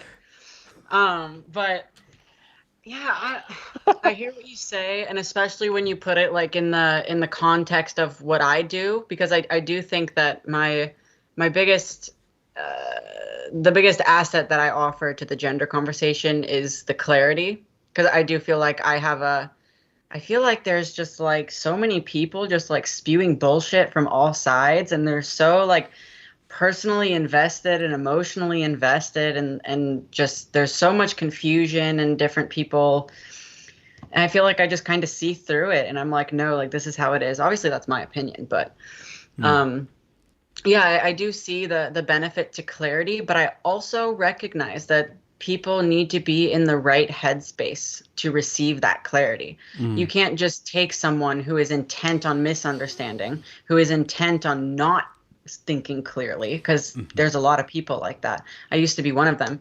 Like if you had taken me while I was in the middle of my gender ideology phase and you explained to me everything that I would say now, which would obviously appeal to me because I'm the one saying it. Like if I personally went back to me as a 15-year-old and said the things that I say, there's no getting through, because I didn't want clarity. I didn't want to understand. I wanted to believe this specific thing because it meant something to me emotionally and personally deep down. And I think there's a lot of people in that position with everything, not just gender, but with just literally everything going on right now, where they don't care if it's true or not. And if you tell them what's true and if you clarify, they will just call you a racist, sexist, transphobic, homophobe. Anti-vaxxer. And they'll just be... too. And anti-vaxxer, just to make sense. And anti-vaxxer, yeah. So, I don't know. It's like I really see the benefit of clarity, but I also... I know there's a lot of people who aren't ready for that, and I don't know when they will be. But you don't massage your, I think that's your right. content. You I don't see that. Maybe do you lean into softening your blows in order to reach people, or is your style points allocated in another direction? I do that less and less increasingly. I did in the past a lot, but I'm just getting to the point where I'm so tired. I'm so tired of just all the fakeness. I just see like so much fakeness and so many people on social media who are in like any kind of political space. I just see so much fakeness. They want to be part of like, it's like a social hobby for them almost. I feel like I recognize that a lot in people, and I'm just so tired of it. And I'm tired of being made to feel like a bad person for the things that I observe and the things I think about them when I know that I'm not coming from a malicious place. So increasingly, I massage what I say less and less. And I guess it's working out well for me because people don't massively unfollow me. People seem to like it. But I also recognize that most of my audience followed me specifically for the kinds of things that I'm saying. Yeah. And that if I went into like your average gender group therapy session and said the same things, I would, it would not go over it the same way at all. Well, at least we know that they wouldn't laugh you out of the room. They'd take another tact. They might laugh at me too. Laughing can be pretty aggressive. Laughing can be pretty mean. Yeah. Well, listen. We're getting on to we're getting late in the stream. I had a question that I wanted to spring on you two, and you guys can completely ignore this and completely wimp out. But I want to hear your embarrassing teenage romance moment, like a super cringe romance moment from your teenage years, from your. This is easy for me because I had none. Wait, what? Isn't that in itself cringe? I guess, yeah. My cringe teenage moment was my cringe romance moment was that I literally held hands with a male for the first time a few weeks ago. So How did that feel? epic. Really? Yeah. I remember the first time holding hands with somebody. Wow, powerful stuff for me. Like my whole heart opens up and like this weird exchange of energies and all this transcendent shit that I can't falsify or verify at all. Congrats on holding hands with somebody. Thank you. and at least you got there before your 30s. So true. That's kind of like how I felt as a teenager. I was like, I'm gonna be forever alone when I'm 45. Because like everyone around me was dating, and I'm like the only person who's never had this experience. And all my friends are talking about their like boyfriends and stuff. I'm just like, So I'm glad that by the age of 23. My cringe romantic story from being a teenager is that I didn't have any as well. Oh no. We're both nerds. We're both cringe and nerds. I didn't date You're post anyone. cringe. Come on. My first girlfriend was when I was 18. It was my first year of Bible college. Oh, Bible college. Is this how many years of Bible college did you do? I did the full 4 and got my degree. Oh wow, okay. And it's worth 8 by 11 inches on your wall. That's right, and that's the value of a degree. It covers. My jiu-jitsu coach used to say that your belt color. People talk about what belt they were, and he said your belt covers 2 inches around your waist, and that's it. Everything else is covered by what you remember and what you're willing to learn and how much you're willing to practice. And so I say the same thing. Your degree covers 8.5 by 11 inches on your wall. The rest of it comes from how intelligent you are and your ability to contend and adapt. I don't know that I have a bunch of like cringe romantic moments.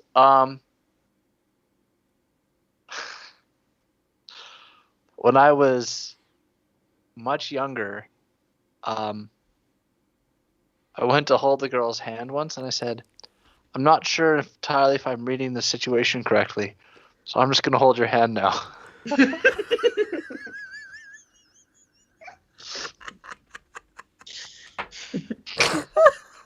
I ask you guys about cringe romantic moments, and you both come up with holding hand stories.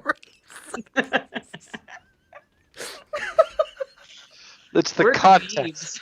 It's the context. I wrote romantic books of poetry to like 7 women by the time I was done with high school. Like, one after the other. I can see that. That makes sense. That makes sense. Yeah.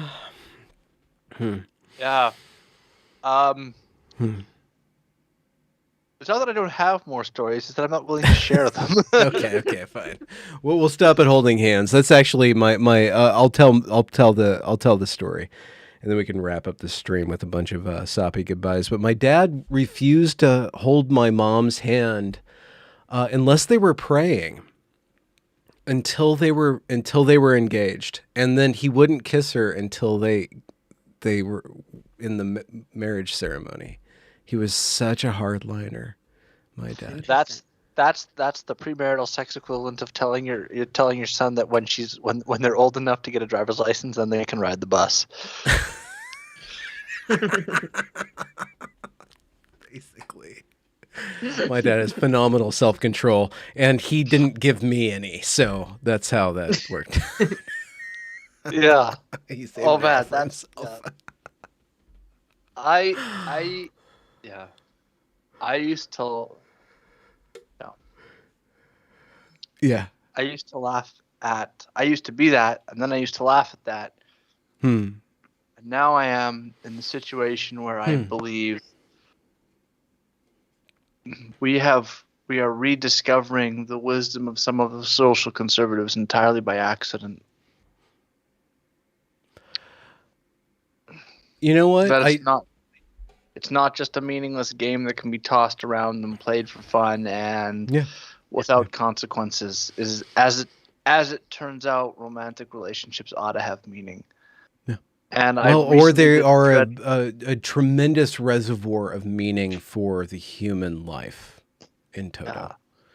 I did a thread recently, just like a brief one, where I said it was this woman who was talking about how she didn't want to be a hookup, and she did like a TikTok video about this, and I said I've been on both sides of that. I was the guy who didn't do any of that because of my religious convictions, and then I dived headlong into it in a fit of nihilism, and then I pulled myself out of it a few years back, and I've been involved in relationships where I knew I wasn't important and didn't matter. I was just whatever it was. And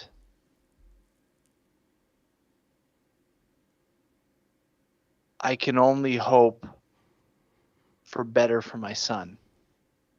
Mm-hmm. Because that whole idea that it was just